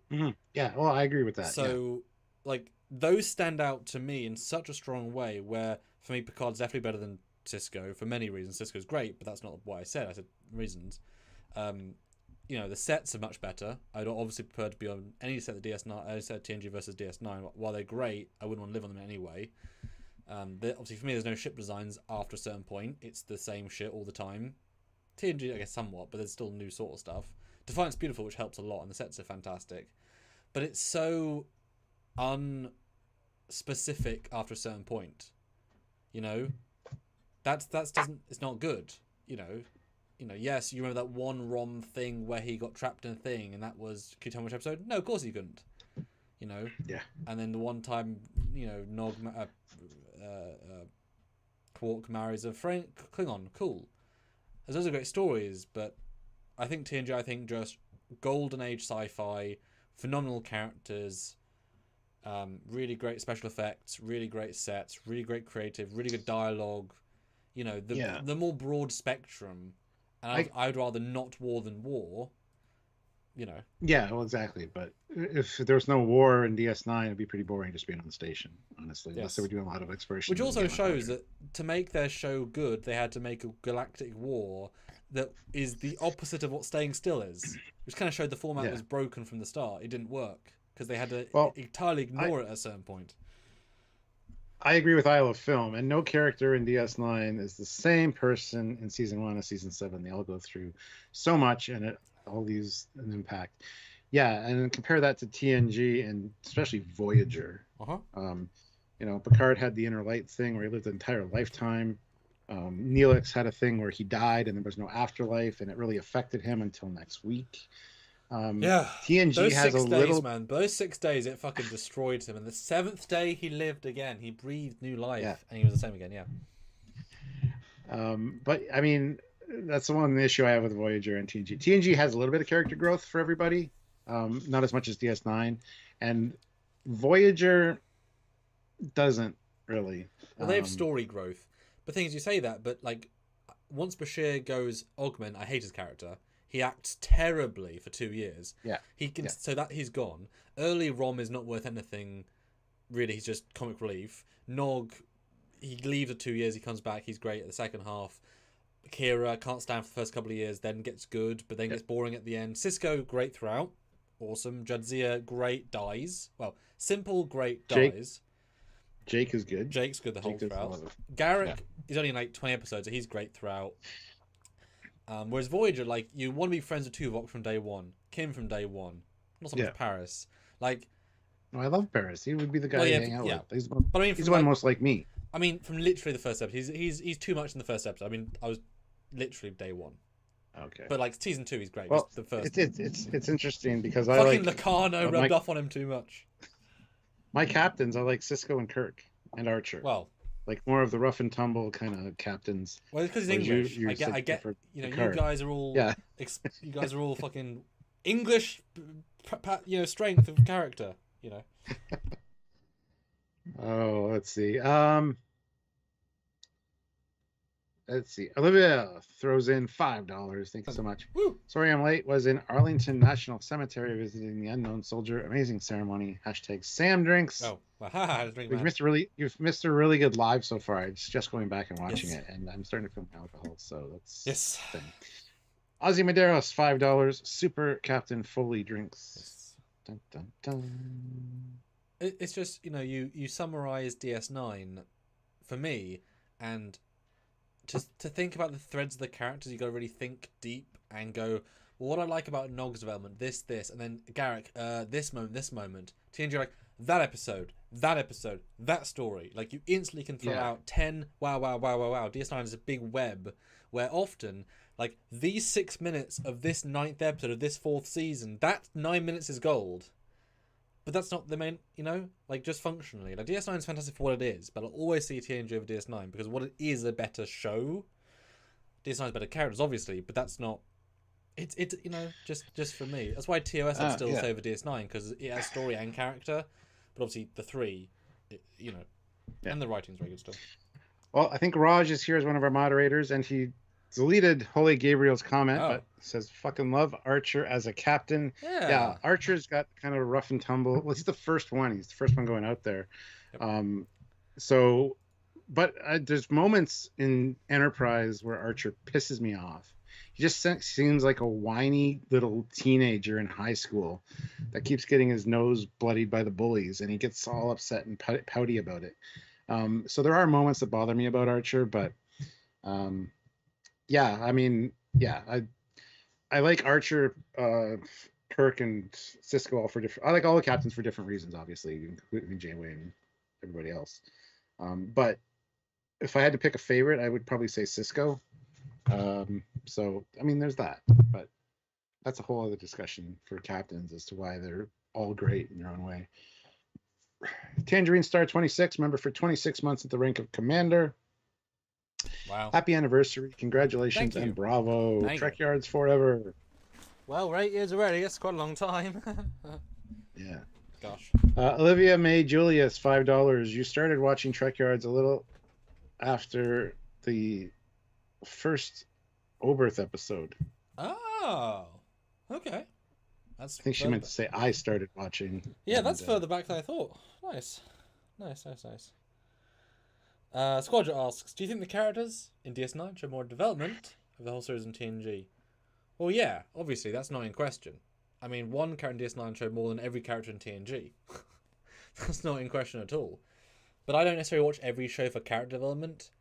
You know, I mean, all the not the best shows ever, but you know, all the cop dramas. The characters don't change that much in 5, 10 seasons, whatever. You know, for me, it's most story over character. I would say, for me personally, if I have to pick one, obviously both is the answer. You know, but I mean, I like sci-fi for the sci-fi. You know, I think if DS9, if the station was a Federation station, I'd like it more because they could play more with the aesthetic we know, like a Federation trading outpost. You know what I mean? Like, it's so characterful, obviously, as it is. But I think I'd connect more if we saw Federation Jeffries tubes and Federation corridors in general. Maybe. It would have been cool if part of the station was damaged and they replaced it. Yeah. With, like, yeah, some cars, some corridors you could ask, you know, there's a Federation. Yeah. Well, that's why that's what Defiant was great. And I loved when I did the... I did some Defiant, because we rebuilt the Defiant, right? We've got every set except engineering, which is so fantastic to have them all. And there's a few episodes where they really bottled the bottle, because DS9, the sets are a bottle show, right? The Defiant sets are even smaller, it's a different bottle show. And when you watch the 2 episodes where they're only on the Defiant, you can freaking see the one corridor set. Like, when you watch, cause if you only skip between the scenes that aren't in the corridor, you can absolutely feel all of the turns. And obviously I have the set diagram as well, but I could literally see every corner, and when they have to shoot the same corner 5 times an episode, with the actors, you know, going this round, and then this around, and then this around. Like, you got every view, because, that is the one shot of the ceiling. I can see it in this view, etc. And it really makes you appreciate how small the ship is, set-wise. It was tiny, and you never feel it. They did an exceptionally good job, because it is a very, very small set, and they always were geniuses at making one set feel tremendously large. You know, whenever we watch TOS, I know you share the same sentiment. You know the exact route, the one route they can take. That's it. Yeah. That is the entire ship. And you never feel that's the entire ship. Pardon me. That is an impressive feat. They've always been good at. So well on them. Paul R. laughs and says, 80 watchers, what a joke. The channel is dead. Yep. Obviously. I mean, more than lots of people get. Yeah. I mean, our super chat total is like lots. 4 times what it should be. So that's whatever. Anyway, so Marco Van Osh throws in €12. Happy anniversary, Trekyards. Cheers. Thank you so much, Marco. Appreciate it. Thank you. And let's look at our poll again. We're almost at 200 votes. How long have you been watching? Oh, similar metrics, but obviously more votes. 42%, 3 to 5 years, which is kind of the Discovery era. 31% 1 to 3 years, so newbies. 24% the 7 to 8 years, and still 2% from the very start. But obviously that has had to continue going up because of the... That's still great, though. Yeah. Yeah. It's very interesting. Because obviously when we started doing, when we diversified to ship to episode reviews, that was a lot of extra people. Cool stuff. That was a fun debate. So what would you say then? If you wanted to watch for better science fiction in the super generality, would you watch Voyager or TNG? Which has better sci-fi if you had to really summarize the gambit? That's a hard question. Guys, put in the chat right now. Would you say Voyager or TNG has more science fiction, like more quality science fiction? I would say TNG. Ooh, okay. Got more unique ideas, whereas Voyager, has some good ideas, but there's not really anything too alien in Voyager. Like there's no jellyfish creatures, there's no crystalline entities. I mean, there's the creature that they flew into that made them think they're escaping all the time. Yeah, the fly trap. There's the one where there's those creatures that were all asleep and makes them sleep and think they. I know. There's ones, but it's not. It's a different kind of. Yeah. There's the so I would say creatures. Fantastically for what we see on screen. For what we see on screen, it's TNG. Okay. Voyager seems more like a survivalist, getting home vibe, and just running through different territories of people that don't want you in their territory. Whereas TNG is out there exploring. There's more. They run into more strange things, I think. Yeah, you asked for my opinion. I'm giving it to you. Yeah, Voyager is the epitome of get out of my yard. Pretty much, yeah. Yeah. Plus the whole aspect of just things are brighter on TNG. The hallways, the sets, the bridge, everything's brighter. The colors are more orange and vibrant. Yeah, less grays and blacks, which I think is really good for sci-fi, honestly. So yeah, I would say TNG. That would be my. It's hard to really kind of answer that question though, because Voyager has some really fantastic stuff in it. So, something new every week kind of thing as they're moving along. Yeah, interesting. Yeah, I mean, I think we can argue. I think we both agree. A lot more good sci-fi than Enterprise, which had very little really great sci-fi. Had a couple, but because a lot of their stuff was we found an alien world that's less developed than us. That's not great sci-fi. That's just an average, that's a procedural almost, which is fun. Yeah. But when you can't get more than Warp 5, you can't really, you can't do much very fast. Looks like Dave sent us a PayPal. So let me check that out and see what he says. Much obliged, Dave. You kind sir. These things do he make throws the in world go round. $10 and says #Sam Drinks with the Odyssey class now appearing. With the Odyssey class now appearing in Star Trek or Picard season 3, do you have any predictions for any other new STO ship classes that may appear on screen? Oh shit! What do you hope for? Fucking hell! Anything can appear because we already seen a ton of them in season 2 at the fleet shot. So thank you, Monkey.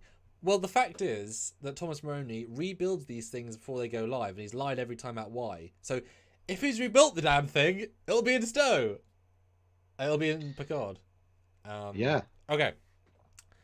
For $20, I will reveal my first use of an Odyssey class in a fan film that I made 3 days ago to celebrate Star Trek Picard. So $20. $20 super chat. And I will show an image of that shot. There's actually more to that shot than I'm not saying. So for $20, you can all see it and see my rendition of an Odyssey for the first time in live action.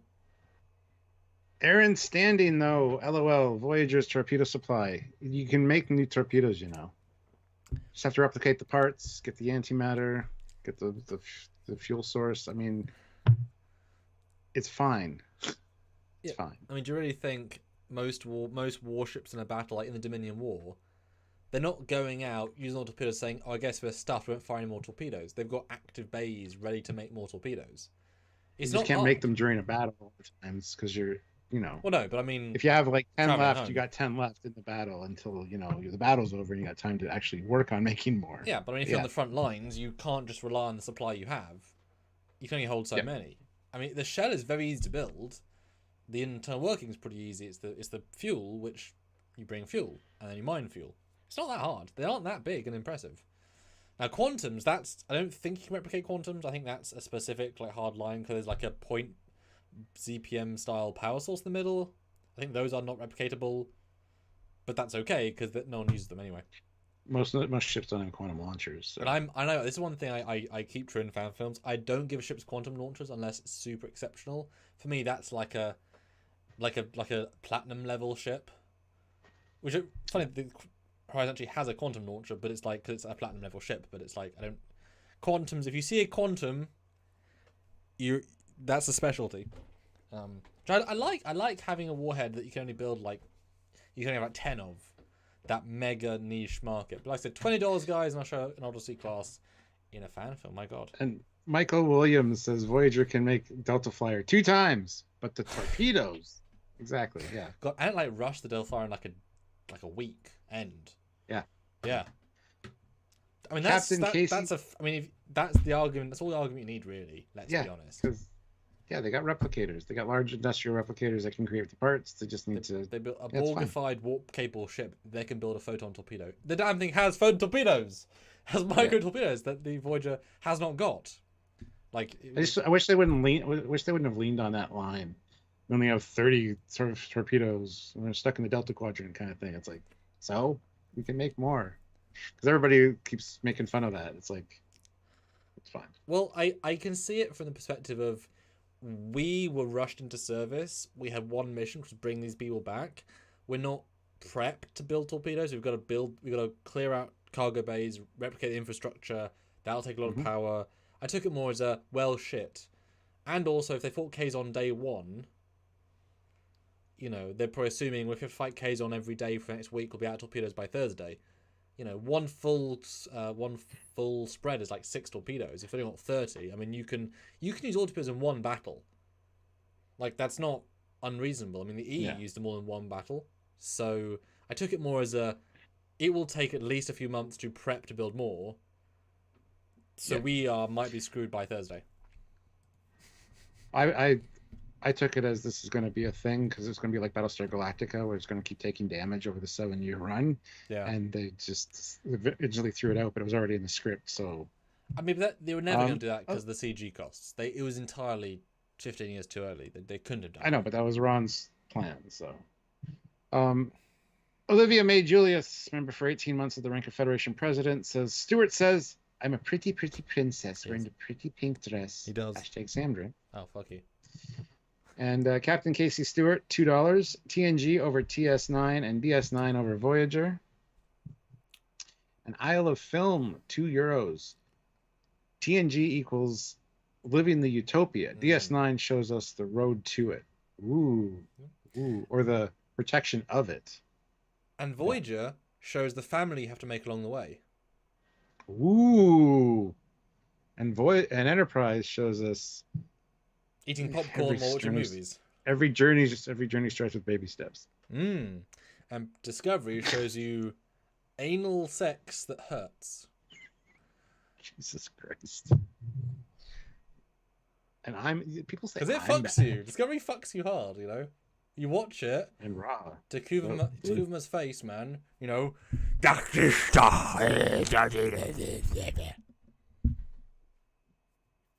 No more alcohol for that man. Captain Casey Stewart, $2. Rank tri-cobalt warheads, quantum torpedoes, and photons. Rank them? Tri-cobalts are pretty powerful, at least in Bridge Commander. At least some of the mods, anyway. I think they're more powerful than quantums. I've used it. It's like, I win. It's a one-shot win normally. You ever watch Retro Badger? No. He does a lot of Bridge Commander ship versus ships. Really great content. Really kind of got into it the last couple months. I only found him not that long ago. But he's got all the mods for Bridge Commander, so he puts ships like the Enterprise J up against DS9 and just fucking annihilates the Enterprise J. Like DS9 is powerful. They're really fun. They're really fun to watch. Let's see. Although my answer would be you got, I need to see myself. You got photon torpedoes, quantum torpedoes, tricobalt torpedoes! That's why they got one. One in all of Star Trek.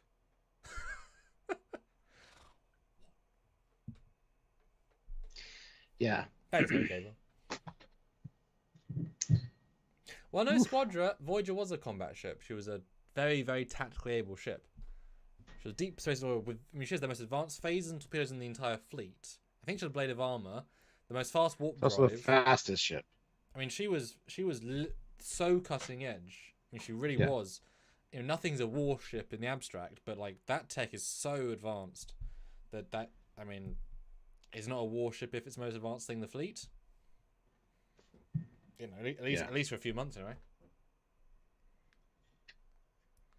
Solians detonated tricobalt warheads in the gravity well of a dead star to tear. Was that what they? Really? Is that what they did? Surprise? Yeah. Yeah. Ah, I mean, I guess we never saw them, but I don't realize they were powerful shit. Uh-huh. Powerful shit. I wouldn't touch them in a fan film. I would not know how to quantify them. Yeah. I'm gonna go to the toilet again because I've had coffee, water, Monster, and Kopberg. So I'm yeah. Bye bye. So what he's saying is he's a pussy because I've had coffee and beer and diuretics as well. However, I'm still here.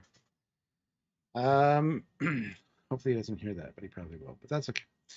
Captain Casey Stewart throws in $2. Voyager had 2 tricobalt warheads. Yes, if I recall correctly, and you're probably right because you wrote that message. So yes. Mark Ward, £10. Hi guys, been watching since almost the beginning. I look forward to seeing what new videos you have each week. A great way to relax after a hard day at work. Keep up the good work. Well, thank you so much, Mark. Much appreciated. Let's see, we have 137 likes, 67 people here. I don't know who's just joining us, but if you're just joining us and haven't hit that like button, give it a tap. We would really appreciate that. Maybe 13 of you have not yet hit that like button. So if you do, we can get up to 150, which we would really appreciate. So, sorry, that one comment from that dickhead earlier is annoying the shit out of me. LOL, 80 watchers. What a joke. Channel is dead. Paul R. What an asshole. Yeah, no, we're not anywhere near dead. We actually make quite a good, we have a fantastic community and fantastic supporters. So I don't know why that's sticking with me ever since I read that. God damn it. It just annoys the shit out of me. But anyway, shouldn't let it get me down. I know. What was the warhead at the front of the Defiant that they never used? Well, it was actually just, it was a detachable segment, which was a last-ditch kind of emergency weapon. The whole thing would separate, and it's basically full of torpedoes. It's torpedo storage, and it would just detonate as one entire massive warhead. It wasn't its own warhead. It was just where they stored the some of the photons. So that's what it was. And he never used it. Never was actually a thing, because that's where the docking port was as well. Yeah. Hello.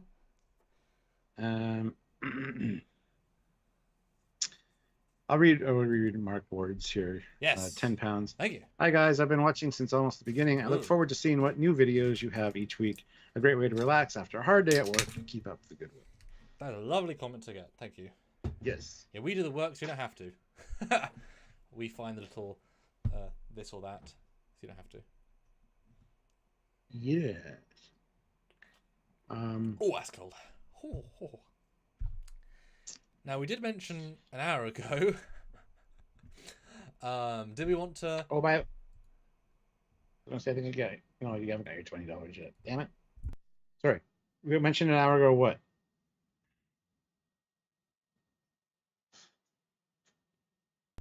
That we might throw on the Discovery original video. That could be kind of funny. God, yes. Yeah. Now, I have suspicion that it will Ooh, not... Joseph Clearwater says, I've been watching Star Trek for 30 years. I'm first time watching your show. Well, welcome, Joseph. Good to see you. I would suggest go back and watch some of our old content. Because this is the live show, which does not represent our normal show. So if there's a ship that you want to know about, Google that or YouTube that ship, and we've done a video on it. With the word, with Trekyards, all one word. Yes. Ultimately, the design of the ship, which is our original bread and butter, which we love. We have new, interesting information. If they're a full episode with that's really fun, or a speculative video. That's kind of our favourite sort of content because it's like the most hardcore of what we do. But of course, we've done episode reviews and as stuff's come out, we've done breaking news things. So everybody in the chat that's a regular, tell Joseph Clearwater how awesome we are and why. Or actually, recommend a video that you think they should watch. Yes, that's a good one. Yeah, which one's got you hooked on Trekyards? We have a lot of content. No, I don't just mean that. That's quite. I mean, it's like something that they think he might enjoy. Just something random, just like, oh, that would be a cool video. Okay, don't think I can download an Okay, because I know something is happening on my machine, which is trying to remove background audio, and that's why the thing was going. But I can't download the video; it's too big. So let's see if I can. Obviously, we'll see what everyone thinks when I start playing it. See if it's watchable. Yeah. Thinking about. I don't know, but I won't know until we start. So. Old content, pre-discovery. But it'd be fun to have a little break and watch that, because that's certainly our newer variant of content, but also really neat perspective and see enthusiasm. This is before we knew what Discovery was, when the promise of a new show was out. How energetic are we is the question. I love some of these comments though. They meet or exceed expectation. Thank you. That's Star Trek content outside of Star Trek itself. Any of the ship bids, awesome. Go watch Cap's JJ Star Trek sucks, and here's why. Best review ever. Trekyards says Trekyards is the way. Corey Brown says the interviews with Doug Drexler changed my mind on the Enterprise and the NX-01. Yeah, I mean their video about the Enterprise J got me into the channel. Which one? The one with Doug? The complete one. Because I think we did one. Yeah. I mean, it's a good video. And Dave said, have you guys ever worked with Jessie Gender? Not directly. I've met her. I met her in Chicago. We're well aware of each other, or the channels. Doesn't really talk about ships. It's not an obvious match. And we don't really go political for anything. So there's other channels that we could talk to, just don't. Or we're not really across every channel either for some reason. We just sort of, just kind of do a thing. I don't know. Happens. James McGill. $2. Has Trekyards influenced Star Trek shows in any way? Congrats. I think it's safe to say yes, probably. Yeah. They're all aware of us. They all care about our opinions. And they did fix the blinkies this season. You haven't released that episode yet. For Lower Decks, they did fix the blinkies after we talked to the team about it. It's like we know designers have looked at our stuff after the fact. And then once they're done after the fact, if there's another season, they might then have our comments in their brains when they do a new design.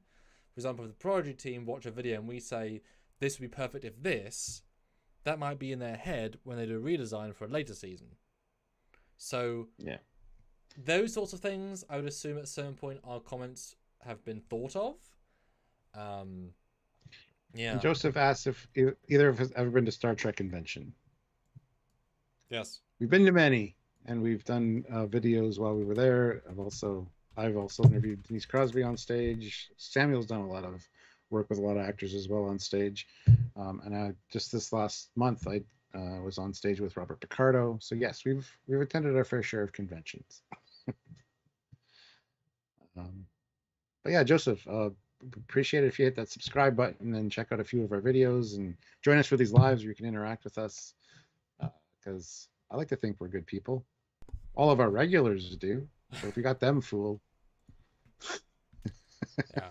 And we like to have these debates. I mean, we're a super open channel. We're a super, if you really think something specific about a show and want to come in and talk about it, you might create a whole long debate that's just because you think something, and that's great. Yeah. You know, we want that sort of open, interesting conversation. That's really important to us. So, not a lot of channels do a lack of super chat discussion, and we're like, what is the point then? Yeah, like just for an example, Nerdrotic, right? He gets a lot of super chats, doesn't read one goddamn one of them. He doesn't really care about the people that send him money. We pride ourselves in reading every super chat.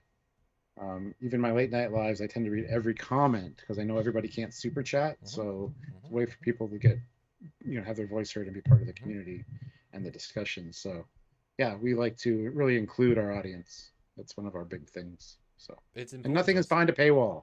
Everything is free. That's another thing we really pride ourselves on as well. Even like our Patreon and stuff, there's no Patreon exclusive stuff or anything like that. Yeah. Yeah. So if you care about that kind of thing, Yes. there you go. All right. So I would recommend Stu, that you get up our video on a separate tab, so you have to watch the live because then it'll be delayed from me. Okay. At least to start with. I'm sure I'll pause it maybe, or at least I'll just have it on low volume. But you guys let us know if you can hear this. Oh, can you send me the link? Which one is it specifically? We've done a lot of discovery content. Well, it's the yeah, fine. It's the first look at the first ship. When we got that first trailer. Joseph Clearwater has liked and subscribed to the channel. Awesome. Can't wait for you to check out more of our content and come back and bother us in another live. Not bother us, but let us know what you think about the other content we've done. The Trekyards hive mind resistance is funny, said Trekker before he retracted the comment. Resistance is funny. Oh, he put the exact same thing back in. Oh, I sent you twice on Facebook. Oh, okay. It's just our first episode on this. Oh, fuck. The Samuel guy keeps messaging me with shit. Yeah. Send me this time. Yeah. All right, tell me when you're ready to hit Okay. it. Starting Okay. at the 0 point? Yes. Now you guys, we'll call the intro as well. I'll mute the intro. So guys, tell us in a second when if it's good enough to watch. Okay. So we're gonna start in 3, 2, 1. So this will be our cheeky little intro with the Trekyards on the. I love the old intros, man. I miss them. Yes. This is fun. All the stars out of place. Alright, let's see what he says. Commander Cockins and Cat over here yet again for another very exclusive, special, amazing Trekyards mission briefing, just like we did with another ship. Wow, I'm enthusiastic. A few months ago, the Franklin. Ooh. Stuart, there's a new ship on the block. There wasn't that many new ships, so it was a big deal. Yes. Wow. Now, how can We you should hit maybe stuff? go do some discovery and maybe see if we can find out what it's about, what it's called, what it looks like. I don't know. I wondered what sort of joke you'd make, and I'm gonna say, classic Captain Foley, love it. So, have you heard about this new ship? Have you seen a single post about it? Has it? I have heard about it and I have seen it. You actually saw it before I did and sent me the link for it because I guess wasn't paying attention to the internet. So yes, I have seen it, And it's been everywhere now. In our circles, it's been everywhere. For good and for bad. And we're filming this. It came out on Saturday on the panel. Was Your it camera's still looking up at this one. 12 p.m. my time, Yeah. 12 a.m. It was on my laptop we at the time. go to the next day. I stayed up to see Twitter and Facebook and stuff, and it So came it's out and down talked low about now. it. And then we were sort of getting back to live tomorrow, but now today, Monday, here is Trekyards about the USS Discovery. There she So, is. I guess I'll just that skip straight to a picture of the ship. There's the other end picture. So if you go to we the didn't know 17th that they picture, and rushed just tell this your shit first out of impressions of this production. ship, because Not all just has gonna work. briefly, We quickly then we'll found go out, back, though. and then we'll go You know back. what? I'm really impressed with it. I wasn't a huge fan of the Ralph McQuarrie original one. No. For Why would you many be reasons. We've impressed? talked about those before. Yeah. It's great. But this Star reimagining Destroyer of with it is sauce. very interesting and very cool to me. Mhm. I think they Wish did a we listened to a fantastic fan film job. somewhere. So This is still I'm not bad happy design. with it Yes, personally. it's an interesting design. If you for fix sure. Yeah, like my first texturing and impression made it look more was, Zero. hey, that's the Ralph McQuarrie design. Interesting. Huh. Total respect for them for using it, because that shows a lot of faith and that shows a lot of like Trek lore. Oh, What I keep saying, it's the best version of that ship I've seen. That's true. Which We says didn't know, something. Samuel. Well, there is one I It's like okay. a little bit. Because it's trying to be positive. Well, not maybe better, but I mean, we've talked about it in our Which is the mission Franklin as briefing well, on the so we're Ralph like, McCoy yes, one. That's that ship's the Christopher thing. Dahl's design. Looks fantastic, and I actually said that was an awesome reimagining. So is this, just in a different way. So this is awesome too. Just for me, I just wish they hadn't used Aaron, like I like was this the one new better hero than the ship. final If Discovery. it's an anthology Not one-off ugly. season, that's awesome. Thanks, Gog. Perfect choice. If it's a multiple season arc, I Put it don't in the comments right now. really want to Did see you watch the this main episode hero live ship. when it came out? That's my only thing. Like that's the caveat. And your thoughts on Great version. the alpha If it's a version? one-off, perfect. Yes, which I Wouldn't have picked it coined, as a I'm very proud of multi-season that. arc, though. Like it's no Voyager, it's Sorry, no Oliver. Sovereign, it's no, you know what I mean. But it's not meant to be an Enterprise. It is meant to be something different. But we're going to talk about all the individual stuff. But let's go all the way back to the first picture. Why would you Just go to back to explain, that this, picture? I looked to find the 1080p version of this Why did you go trailer to the first because I wanted the picture? highest res. So this is the Netflix version. So Netflix is going to be sponsored by Netflix, not really, but it's passes everywhere here. It's a bad joke. So yeah, this is an interesting trailer. Now it's worth pointing out that we've heard after the fact that they only had this is a design that was only it's sort of 5 days through approval. Like it's a very early. Jesus. This is the way they're going. Not Matthew necessarily the watched final this version. version of that, and I think the amount of feedback they're going to get, they'll And probably use Dreamstar that watched to it make live. changes, you know, or modifications. Yes, because at the end of the day, fan Yes, reactions important. Casey, You know, and 100%. they're doing a good job almost Thanks, releasing an Chris. early version. And again, the CG was also it's kind of like their first version of the ship flying. So that's that. It's not final CG. It's not whatever. So we're gonna and then again the design isn't final. So we're gonna look at this in I'm detail. zipping through Take it with a this. pinch of salt. This won't be the final, but we can still I'm take an energetic pieces sod off this right and now extrapolate in this because at the end of the day, they wouldn't have put these I've slowed down a bit, haven't I? fundamental details on unless there was a reason to do A that. little bit, yeah. So I've worked out some notes. That was a real problem at the I'm beginning. really We're very- fascinated to see what you think. The first picture is just the intro. I thought to start with the start. So the next picture has a space dock, but it's in an asteroid. And this actually goes back to one of the Ralph McCoy paintings with the exact same blue circles in an asteroid. So they're really sticking to that, which is amazing. Now, the problem that this throws up for me is, and for a lot of people, is Sticking nobody's to sure of canon, the don't time frame Yeah. when this takes place. However, I have heard some speculation, even stuff that Brian Fuller has said, that kind of locks it very firmly into where it's supposed to be. Well, shall we So talk we about can that? talk about Yeah, when we get to the later. NCC, we can talk about that because that's a very interesting thing. But if we go to the next picture, I up the brightness of this shot so you get to see a bit more of the detail. I mean, it's almost spot on for that design, and it's actually kind of a cool looking space station. Like, I actually really dig it. It's simple, it's efficient. You can see them as being sort of shield generators, and it's so like that's what the Ralph McCoy concept was. This far away, it's like this exactly both combined. This is what you imagined. Yeah. And I gotta say too, that was a really cool reveal to have the sun and then to pan down, see these dots. You're like, what are those? What are those? It was part of the ship, and then to go, oh wait a minute, and then have the light About come hitting behind the themselves, ship though. and just backlight it was just, whoa, that's cool. I mean, the way they revealed it was Yes, awesome. Innocent Days. Yeah, for well, it sure. was an interesting trailer. I also Yeah, had the music, which is 100%. pretty interesting, very different, but very kind of I mean, we're interesting. It was still again hopeful. the demo piece for the music composer. I still love the they got in the music. gig, so they sort of I reused thought his this was piece. great music. Which is, again, they really want to get something out here. You could tell. Very Come on, again, me, it get shows the this is first different picture. to every other Nice Star picture. Trek show before it. You know, this is It's great because we're working progress, approaching showing as if how this is media any has changed the environment that at we're all going putting to things out in like be different what the show states. is. And it's also This show is you know, entirely Netflix and wrong. CBS All Like, Access. This is not different teams, based on different ratings styles, in the different sense software, of, you know, different ads. design, This is a very different look, different different music. style of show. You know, it's going to be something different, a whole different beast. Okay. But the next picture Right. is straight into the ship. What do I think of the cells? And I knew what the design was from that first picture, clearly. But now in my brain I was like, okay, what are the details? Yeah. So the nacelle Bassard caps, thoughts? Thoughts, Stuart? Franklin. I think that going with this shape of nacelle, first of all, is a brilliant idea. Way better than the round ones we see on the Ralph McCory ones. It's for the small, little, You dinky want ones. round nacelles, They Stuart? really- You got your wish. Yeah, they really No round lengthen nacelles them to out be and make them seen. much nicer. And to have 3 Bizarre collectors on the end of each one, I really like. But immediately when I saw that, I thought, well, this is a much older design. This is like an old style Yeah, ship. like it'll fit into design logic and Much- lineage. But I love the way that 9 years looks. old. I think that's a neat take on it. And it's something that I necessarily would not have thought of to do.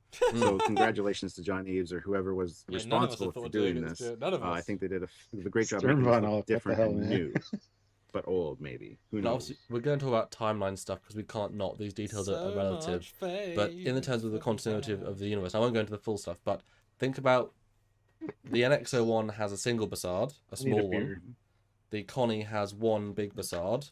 After the Connie, you get the refit. After that, you get Excelsior. After that, you get the rounded glass element of the C and then D and then whatnot. So having 3 is like saying we're pushing the technology level up to make a bigger ship. We have to have more fuel coming in. We can't build one big Bassard. We have to up the scale by having multiple. 1. Go for it. Press a button. Hey, it's time for an ad, everybody. If you don't have YouTube Premium, here you go. And we're back. Okay. Let's get right back into that video. Well, You do the countdown. I'll jump briefly to 41 minutes. 41 minutes. All right. Because this is funny. 41. Because I thought this at the time. This is funny. This shot, these are blue impulse engines, but you can see that it's been color graded. They were originally red, and they've been put to blue. Like the way there's that weird grading around them, it looks broken because these are totally red originally. And they're in blue in post. You can just kind of tell. But there you guys. That is a. Tell me when to hit. No, it's fine. That's all we need of that. Okay. That's fine. We weren't quite to the point. Yeah. So some of our Discovery is going to be a thing. See, we started Trekyards way before there was any new Star Trek on the horizon. Yeah, a couple of years. We wanted to talk about all the ships we loved from all the other shows. And then new Star Trek came up and we're like, oh, this is awesome. It will make sense to you. It'll connect. It'll be logical. Of course it will.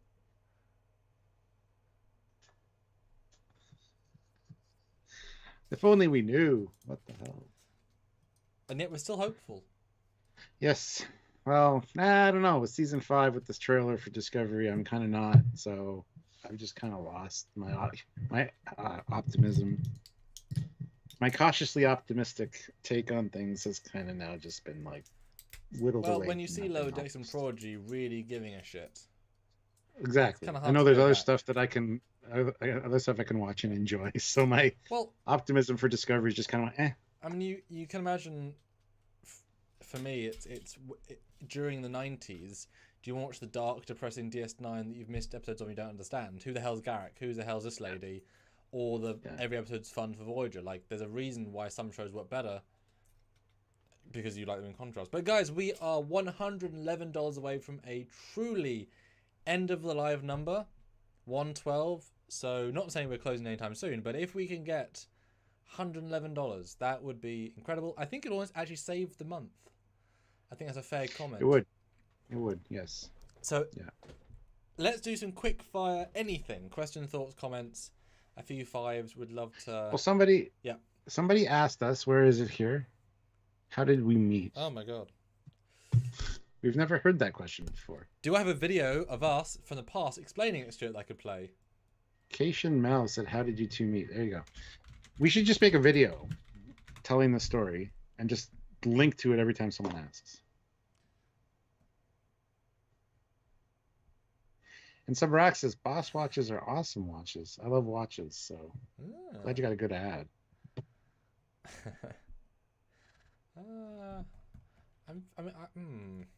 Trekyards Q&A. Because I know we did. Foley Gabriel, we're not going to sue you. We love Star Trek too. We love all Star Trek. We do watch it all. There's a lot of good things in Discovery, but season 5, just from that trailer, I'm just. Season 4 had a few good things as well. I mean, there'll be good stuff in there, but Discovery is like it's the least favorite of the. Well, actually, Picard. Yeah.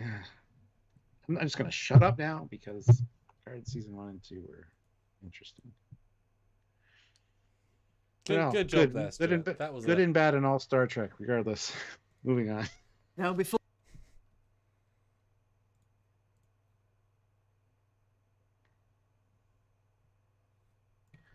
Ozzy, can't wait to see Book's Queen return. I feel like I've forgotten so much of Discovery as well. What the hell is this cat's name?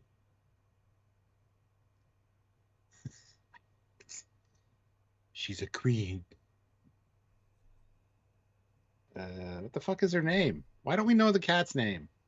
Because we don't care. We did know it. Snarf? No, it's Thundercats. What's the cat's name, guys? Was it not Queen? Seems like- Is it not a derivation on that? It's not Queen.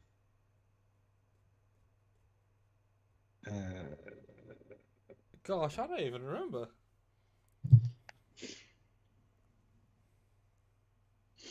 Grudge. There you go, Matthew. That's it. Thank You you. get a cookie. Everybody's yelling at us now because of the delay. Grudge, grudge, grudge. It's that unimportant, obviously. But we've got a new captain Discovery Season 5, haven't we? Some guy. He looks cool. It's fine. Bonnie and Clyde, apparently. He looks like James Bond for some reason. Well, the James Bonds look quite different. Which one? Well, Daniel Craig's. Ah, Daniel Craig. because each Bond is very different looking. They're all pretty. I'm well aware.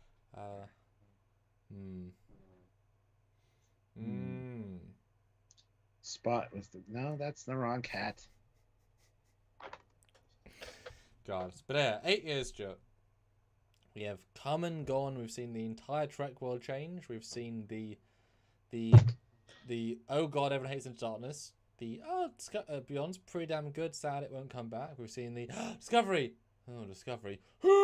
Discovery. And then the Picard and the Picard. And the Lower Decks and the Lower Decks. And the Prodigy.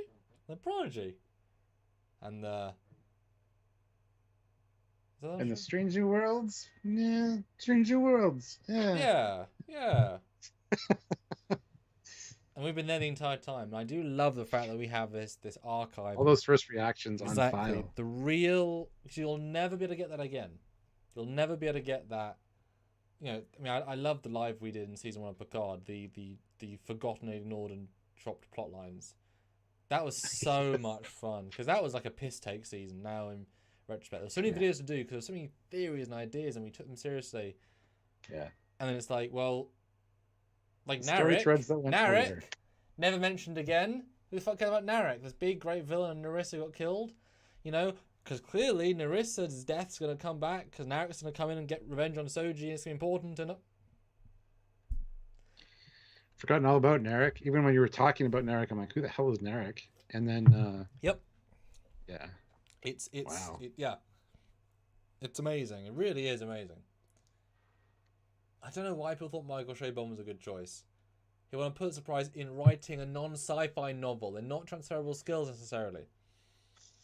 What's he done these days? What's he done for us lately? Besides ruin our Star Trek. God.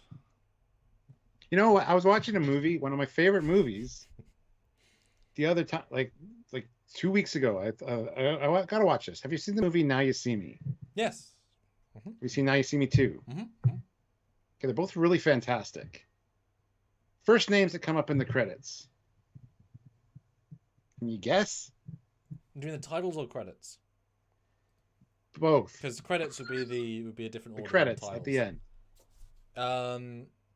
Well, Jesse. Alex fucking Kurtzman. Oh. And I think it was Roberta Arce as well. Oh yeah, they were. And I'm like, how the fuck did I enjoy the shit out of these movies with them in charge? I mean, everybody gets one good one, I guess. The thing is, the less they worked on it, the better it is. You know. Well, no, because Kurtzman also helped work on a show called Scorpion. Phenomenal show. He can't have anything to do with it. Like, it's a really great, really, really good show. Clearly, he had nothing to do with it. See, Now We See Me 1, I think, is superb. Now We See Me 2, I think, is okay at best. Yes, but it was better than I expected. They got everybody back except for the lady, whoever is married to Sacha Baron Cohen. That's his wife. Did she not come back for the second one? I thought she did. She didn't. No, they got a new lady for the second, which I like the new lady as well. Everyone else returned, and I did not expect that. And I hadn't seen the second one until watched the first one. And I'm like, oh wait, the second one. We saw my grandparents' house. Probably like all the wrong different actors or whatever, you know, one of those straight to video ones. But no, it was really, really good. It's a film that's trying to be the first film again. It is really trying to grab the same magic, but the first one was a magic, like it was lightning in a bottle, you know. Pardon the pun. Yeah. Like there's some films that just like something worked. Yeah.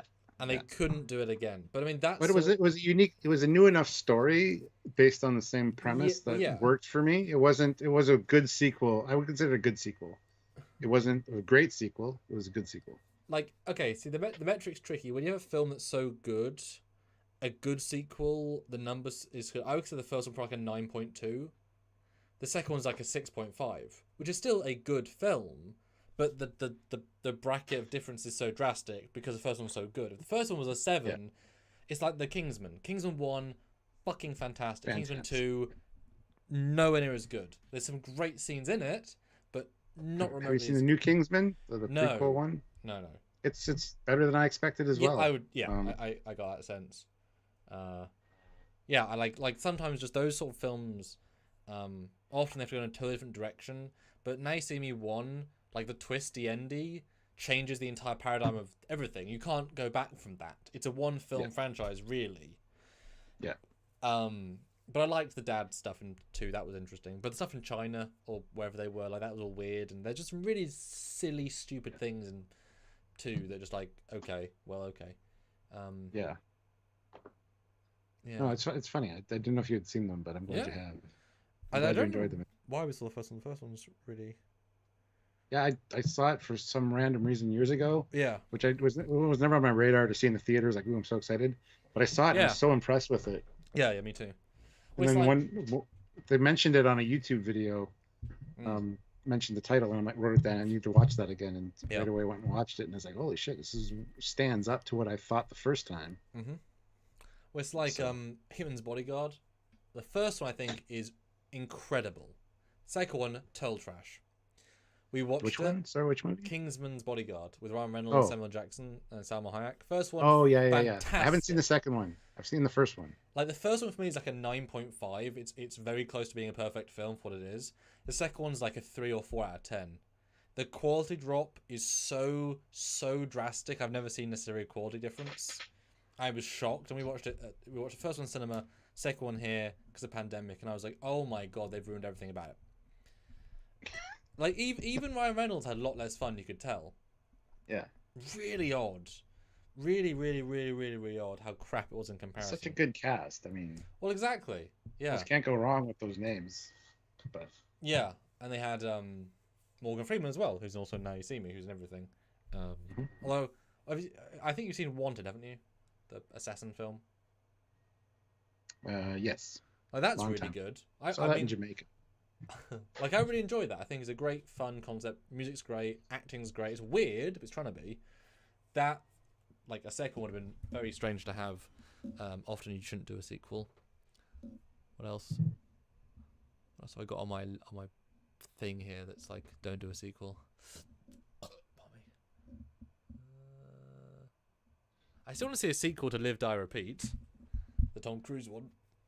So I think that film's which has a different name as well. It's got a different title. Yeah. I think that film's fantastic. I think the last little bit is so different that I like it less. But a time loop film is always strong when they're having fun with it. Like the fun bit of time loop is the win. Everything else is kind of the extra. But I love the journey of his character. I know it wasn't well received, but I'm very thankful actually that they because it wasn't well received. It specifically wasn't well received, but they did come out with a 4K of it, which I was like, oh, I'll buy a Blu-ray because they're never going to make a 4K, and they did. I was like, absolutely. I would love to get that in 3D actually if they have it. Yeah, because I mean the CG is great. The way they integrated it, Tom did a great job. So I'm sure it's because it was right after Top Gun came out, and obviously the Tom Cruise thing. If they get this out there, some people buy it just because Tom Cruise. That wasn't right after Top Gun. That was like. No. The physical release was after Top Gun 2 in the cinema. Oh, gotcha. So because it's such a random thing to release, but Tom Cruise Mania, because it wasn't a well-reviewed film, so I don't thought they were going to do it. But this one includes steelbook, feature film, behind-the-scenes art booklet, recruitment poster, trading cards, exosuit poster. It's like I'd rather just filmed more behind the scenes than add postcards. The fuck am I going to do postcards? But send them to me. Say I like your hair, Stuart, and then send it across the pond, and I get it one day with him. I'm feeling bad about myself, and I'll be like, "Oh my God, Samuel likes my hair." Do it. But yeah, And I'll really, send it back to you so you have it back for your I'll collector's think, thing. but I'm really happy I got this in 4K. It's not worth the price really, but because I bought it like as a Yeah, pre-order. Edge of Tomorrow. Yes, it was called Edge of Tomorrow here. Yes. Yeah, it has both. It has both on the front cover. Yeah. Which makes sense. One's like a tagline. Yeah, It's it like was. Edge of Yeah. Tomorrow, Live Die Repeats the tagline. Yes. Yeah. Yes. Oh, did you ever see the two Borats? What do you think Yes. of Borat 2? It's a little too much. Not as good as the first one again. And a little too graphic in some places. Like the daughter. I don't know. Yeah, I there's think... also like a supplementary thing for that on Netflix with more of those rednecks when he's living with the rednecks, which That's is the whole film by hilarious in and of itself. But it was like deleted scenes that they just put into like a limited miniseries kind of thing. So, but yeah, that's one of those things you can't really go back to the well too many times on. So, the last Men in Black film got some facts wrong about why the aliens were here. I mean, I didn't see the third Men in Black until maybe a year ago. But I was actually kind of impressed with it, honestly. I think James Brolin did a good job of being a younger. What the hell was his name? Q? No, O? K. K. Yeah, but what's the actor's name? Tommy Lee Jones. Tommy Lee Jones, yeah. I think he did a fantastic job of capturing like a younger Tommy Lee Jones, for sure. I really enjoyed the third one. I think I liked the third one more than the second one. Oh, the second one's trash. Yeah. Total trash. I mean, it feels like such a cash grab sort of film. It was. Yeah. Well, the first one's actually a great film. Second one's a cash grab. Third one is we have to recover this franchise and let's make a really sweet film. Like, really sweet film. And yeah, I mean, the fact that Tommy Lee Jones just is so old. He's been so old for 10 years. They just could only be in 3 scenes. He's so old. What a great way of having him in it, but not in it. Yeah, I thought the third one was fantastic. And spoilers, gave to me his own dad. That's lovely. His dad died before he was born, etc. We get to see. That's lovely. It's really nice. Harrison Wells throws in $2. You TNG bastard! Contagion. You bastard! You've done such Good episode. problems. It was. Which one was Contagion? I can't think of. It's the Iconian gateway. Oh yes. With, Yeah. It's the 3 twists. Like Romulans, and Yamato, Iconian. Yeah, really fun, that one. See, I like Borat 1. It aged. It feels sort of its time now with how simple it is. Yeah. 2, I think, is remarkably good considering. Like, considering everyone knows who Borat is, it has to be like 3 different films in one because people know who Borat is. He can't walk. Like, there's a scene in it where he walks the street as Borat and everyone knows him as Borat because people know Borat. So he has to be. But they play it into the film like he was famous from the first time he came over. Yes. Yeah. So Borat has to play other characters, which is just an excuse to be more characters. So it works less well as a documentary, but it's way more of a film than the first one. There's way more scripted bits. It's way more narrative. But I really enjoyed it considering the fact that pandemic happens in the middle and literally shifts the story. That is a once in a generation like film experience, and to live with people. I know I've watched interviews with the guy. He's like, I had to be in character all day, and then at night I would lock myself in my room. Behind the wardrobe, I found a spot and I hid my phone, and so I'd call my wife. Well, his wife is the lady from the first Now You See Me. Yep. And she hates when he does Borat because he does Borat like even at home to stay in character sometimes, and it gets really fucking irritating. Like Sylvia can attest to this. Every time I watch Borat for the next 3 weeks, I'm like quoting Borat. It's very nice, great success. So every time I watch Borat, she knows because I keep doing that because it's locked in my head. Yep. And she's got her hands like this. She's like, yes, it's true. But I think the second one's shockingly good considering. Yeah. Because it shouldn't have been good. Like, how do you capture that twice? I thought that was pretty great. Yeah. Speaking of, I got to watch Borat again now. Do it. So that'd be a weird 4K, like home movie quality in 4K. That was another one that I saw over there that I was like, oh, what about that one? Holy Gabriel, I love me some Borat. My sister, she's number 4 prostituting out of Kazakhstan.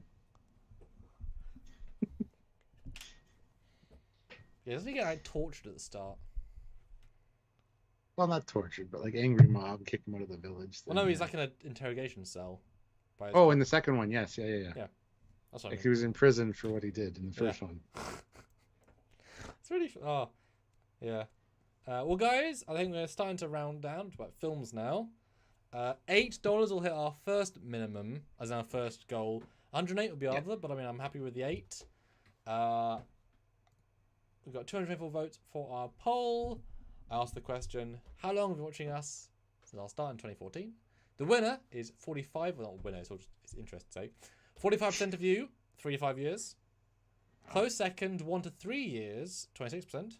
So it's funny, we have the newbies at a quarter, the oldies at a quarter, most people in the middle, which is still a long time, 3 to 5 years. And the grandfathered in ones. The grandfathered in ones get 4%. Did has doubled since I asked last. So that's pretty amazing. Yeah, no, it's been a hell of an experience. I've, I mean, this is a good ending topic then. My average day, I literally spend every hour working on something Star Trek.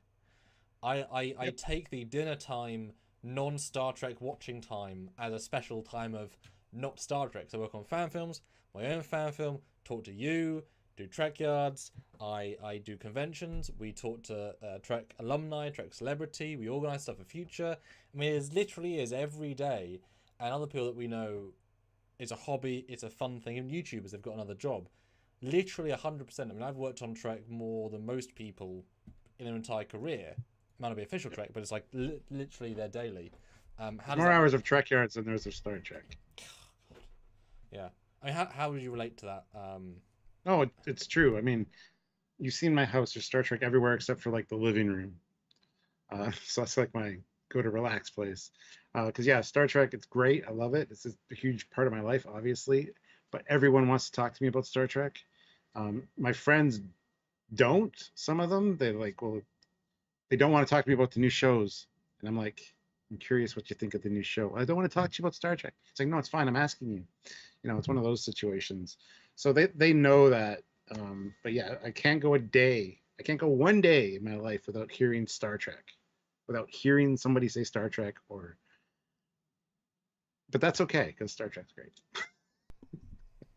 So yeah, you work on it more than I do with the CGI and fan film stuff for sure. So, but yeah, it's definitely like everywhere around here. So I feel you, man. I feel you. Which is, I mean, it's what Larry Nemechek has. It's what others have.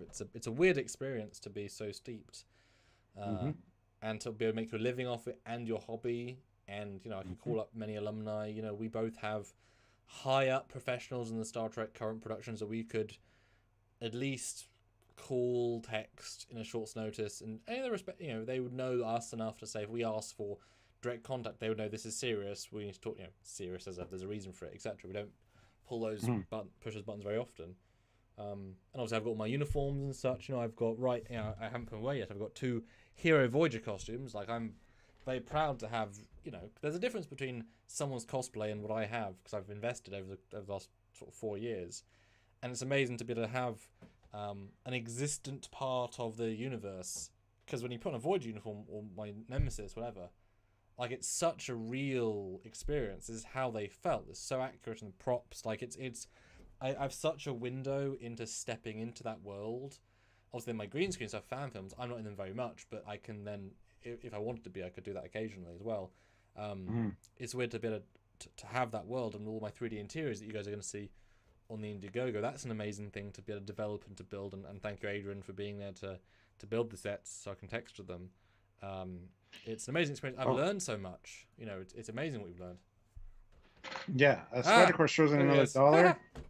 And Crazy Ghostbusters throws in $2 and says, what are your thoughts on Lower Decks? We love Lower Decks. We ranked all the new Star Trek, and it was our number 1. It's so respectful of canon. It knows its canon inside and out, or at least the people working on it do.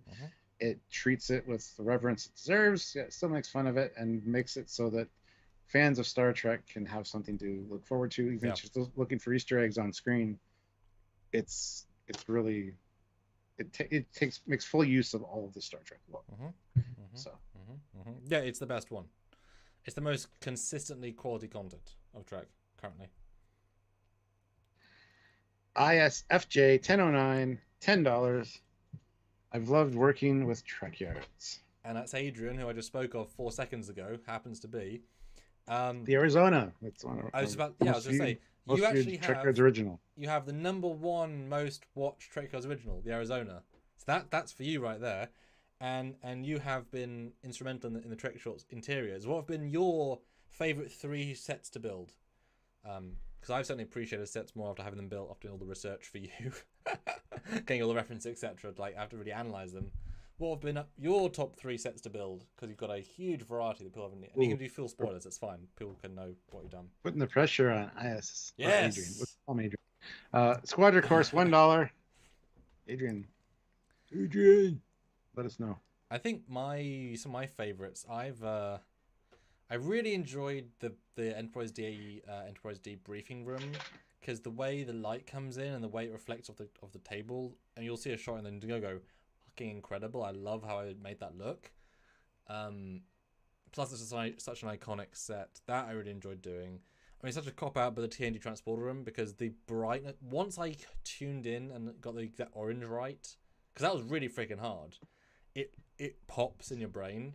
Like originally, he built it with it's multiple, like you know it's the TNG. There's multiple layers of orange, but in the real show, it's obviously like plexiglass with a light that's casting light onto plastic, right? So that's what's happening, but that's not how these softwares work. And I tried to mimic that and it didn't work.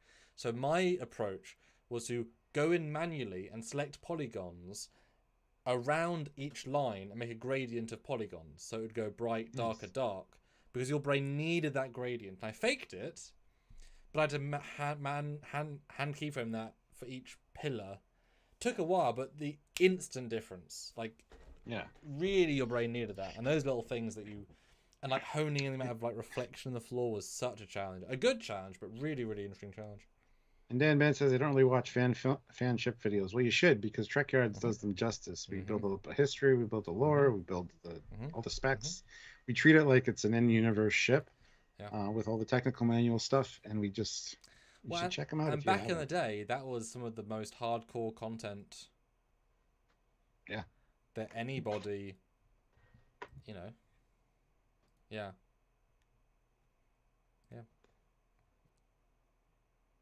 Subraxis, Discovery is better than Lower Decks. I feel like Lower Decks is way too referential, exploits nostalgic effect, and lacks its own identity. Honestly, I've not even started watching the 3rd season.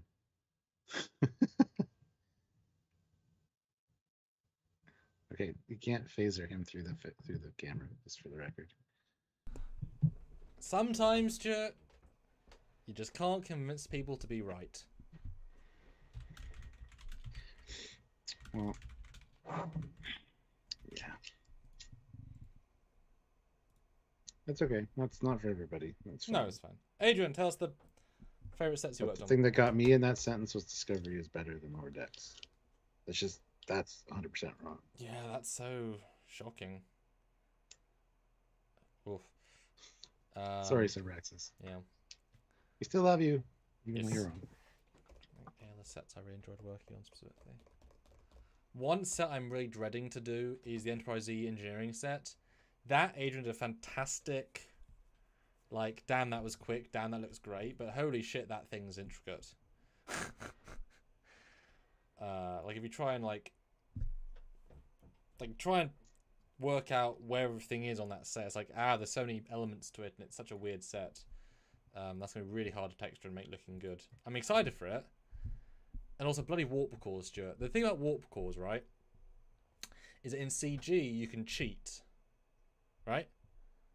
Oh. Yeah, you can cheat. So like the TOS engine room is super fun. You can cheat, yeah. Super fun because in real life you wouldn't want, like, you don't see the orange from the warp core cascade into the room. It has to be too bright, right?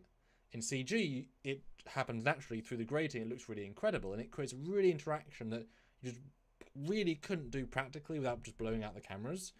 So same thing with like the Voyager warp core. That shit's not making any light in the set. Like, you can see it. All the main lights are clearly lighting the set way more. But you could make it light the set with a blue hue, which would be attractive, but because you can fake how bright things are more than real. So a few of those things are like creative challenges of, well, what is real? Although, boy, eventually I'm sure we'll do the Enterprise D bloody engineering room, and I'm not looking forward to getting vroom, vroom, vroom, like segmented. That's like a, that's going to be annoying, because I'm going to want to time that right, because you know how it's meant to be. If I get that wrong... Depending on the speed of the ship, it's different. Oh, fuck you. Yeah, Adrian, man. though, throws in $10 and says, love all the Voyager interiors. Voyager. Love the D corridors and the conference room, and then the E main engineering. That one was tough. Hey, that's... I saw it. I noticed it. That one was really annoying as well, because I like to... Thank you, Aaron. Standing. See you later. Hey. I like to cut out of a set the reverse angle. When you texture something, it spreads one texture over the entire surface, so you don't need the reverse of a wall that's on the outside of the ship. Because so I sort of erase all that stuff, so I have to manually do a lot of cleanup for that. It's fine, like it's a process, but that was a lot of surfaces for that one, which is all good. It's just like, woof, a lot of surfaces. Well, that's funny, we all like the same things. Yeah, Voyager's satisfying because Voyager has such an incredible art design. It's so much more deliberate than TNG, but keeps that sleekness. Yeah, the Voyager's really, really nice art design. Which you like better for interiors, though, as far as brightness and color goes? Like I mentioned earlier, TNG's got more of a vibrant feel to it, whereas Voyager, it looks great, but it's all silvers, grays, and blacks. Yeah, yeah. Why have it shot in Indiegogo, where it's so dark, but it's like just right? But then, how many shows could go with bright orange? Like, it's not a color. That's an expression of confusion. Who the hell's bright? I get bright red, but bright orange is so weird. And then you tell me, because it bugged the fuck out of me, the Enterprise D in TNG looked a certain way, right? And you know it looks right and wrong. Yeah. When you got to the Enterprise episode These are the Voyagers with the Enterprise D recreations, did it ever occur to you, did you ever think those orange is too bright orange? Like a wrong hue? I didn't notice it, but my brain did. Okay. Yeah. It's something that's about it felt off. Yeah. Always pissed me off. So I'm like, you guys all worked on this old show. How are you getting the color wrong? But it's because they're doing it through a digital camera. And they're not grading it the same way. So I think it just didn't match up. But it looked so obnoxious, like a fan film. Like, we made it bright. But there's a reason. Like, very confusing to me. I just love your frustration there. Well, they should have known that. It looks wrong. They should know that. Doesn't matter if they know. Nobody's seen it for. Nobody's even watched TNG for years, Samuel. At that point, they thought that nobody would notice. Well, to be fair, they probably thought, why does Jonathan Frakes look so fat? Like, his uniform hasn't changed. His fatness has. Although I love how I love that they then put them back in TNG after Nemesis. Like, we always said our goodbye to them in full Nemesis, and back we go.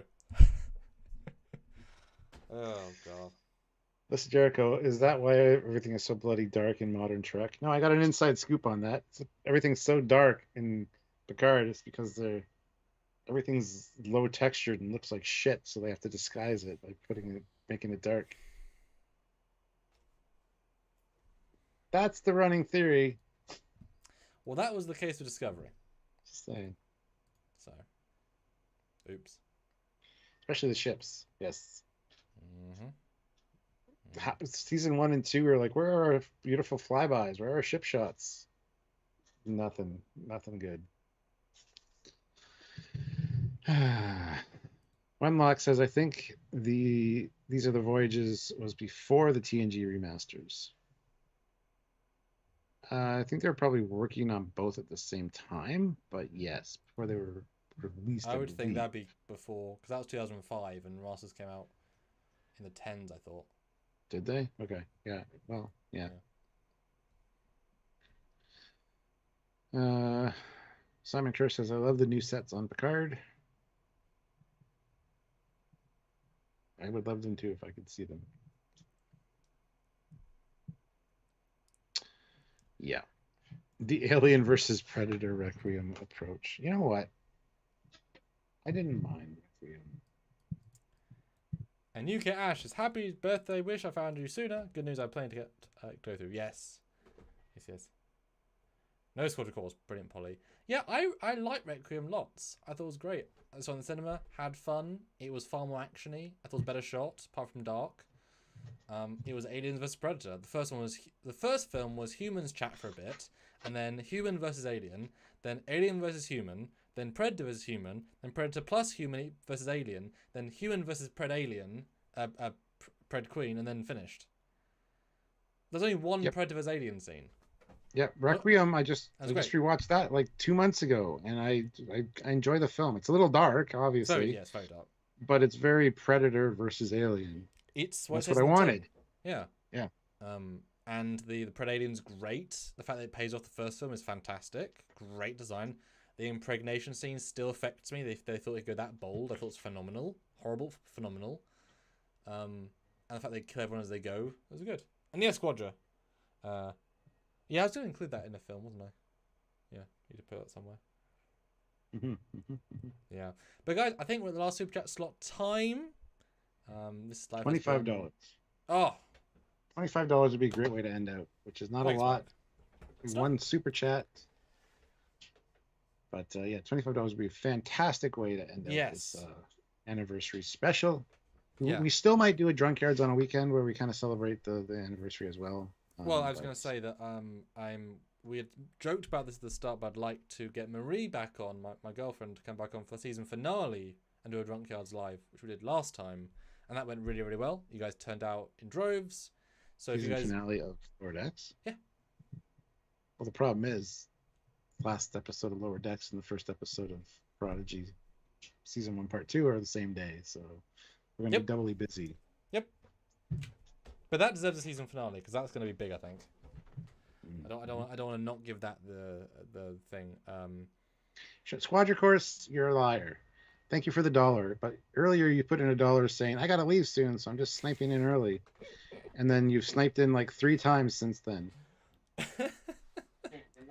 What a cool. Are you at work and watching us and you're not supposed to be? He's like, because I pay attention to the chat. I know what's going on, and I noticed. You didn't know that I noticed, but I noticed. But your brain thank you for the $1. Much appreciated. Maybe you'll get that last Super Chat slot. Nope. Subraxis, 20 pounds. Boom. This is what we needed. I'm a script editor for the Orange River channel, and on live stream, folks tend to refer to you, Trekyards, or Lore Reloaded, etc. So I can kind of confirm that you've had a positive impact on the Star Trek community.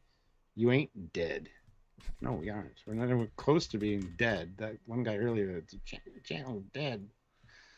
But we do know that YouTube has never, ever prioritized us in the algorithm. That's true. We know that. We've struggled, fought for our place here. Yes. And Squadron Course says, yes, they canceled the meeting. That's why he's still here. Were you like, I can't make the meeting because Trekyards? Yes. Like, we'll just cancel it then. They only have one anniversary a year. This meeting every freaking week. No.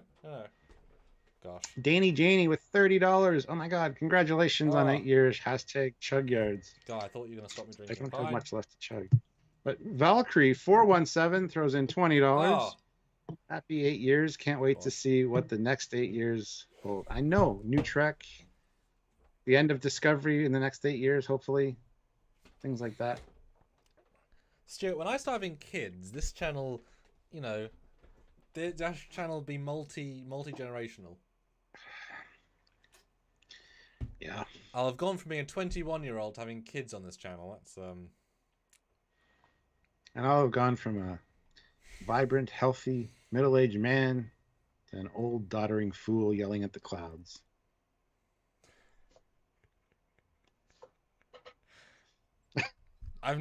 Tis the way of things. Tis the circle of life, you see. He injects me with his venom. I kill him with my spear. It's a reference to the last Lord X episode. It's good.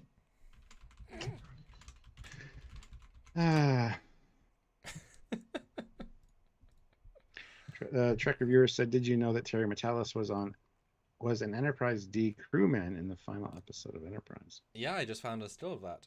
I actually did not know that. I didn't know that either. He's in the part of the set they didn't fully rebuild, and it's like that's not at all what that bit looked like. Yeah. The corridor outside the main Voltronic 91 throws in $5. Dude. Cheers to Trekyards. But I can say that yes, we are now past our drunk yards best case scenario minimum. Of course, that's thanks to 3 special people, so you guys know who you are. And a special shout out to Danny Janey for being our superstar this time. Yes, makes a big difference. And you know, we have, you know, the YouTube algorithm shitting on us as it did for others also affected us. So this live gave us huge confidence this month, and really, really nice. And obviously, you know, we personally, you know, we do this all the time, and then with these sorts of lives, we feel appreciated because you know, 80 people. You know, I certainly see lives where there's like 1,000 people. And they don't get as many super chats. So certainly That's true. We're appreciated, and this number is phenomenal. So thanks so much, guys. As I said earlier, whoever was not there then, 10 years will be before you know it.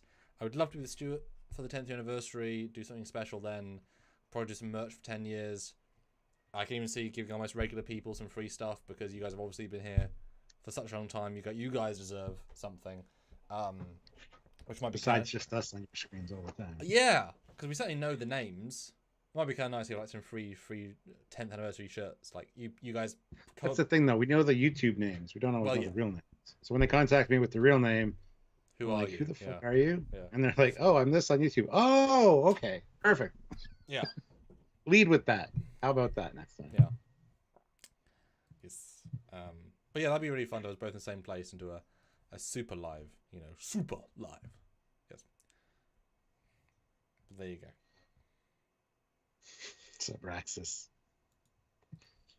Give you the con scream for that one. And yes, guys, also tune in for my Indiegogo. Tune out for that one. Probably the 20th.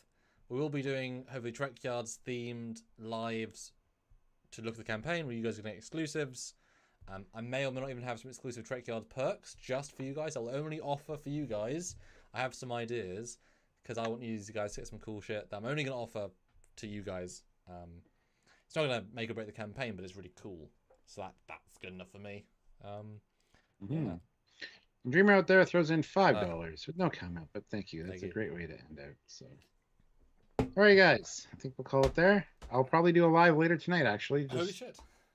Harping more on 8 years. I mean, yeah, and more people can join different time zones. So after work, yeah, that is a serious thing. So we'll see you guys tomorrow night. Squadron Course, you better be there because cancel your family meeting and come to that one.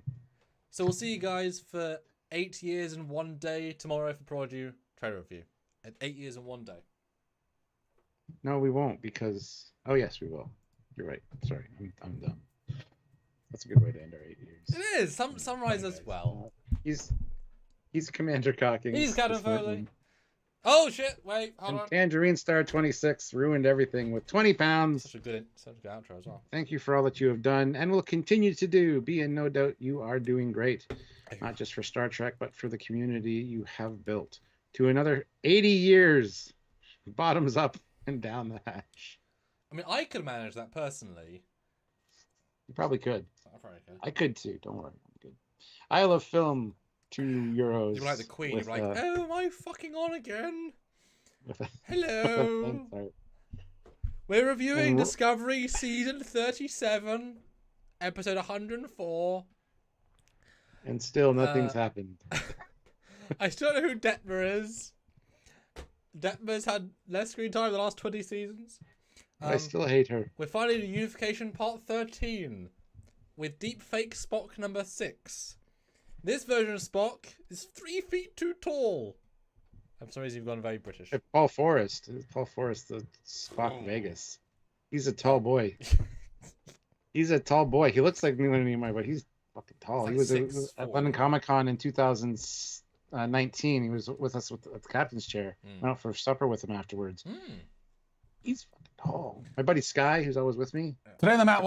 selfie, and he's like, Yep. see Paul Forrest, and he sees the top of Sky's head, like he did it on purpose. Yeah, I met him before he was famous, so I didn't know he wasn't in the Yeah, that's great though. And Ronnie Koff throws in $20 and says, one more. Thank you so much. You guys are amazing. And we know what one more like a 20 helps. So that is Sue and Perb.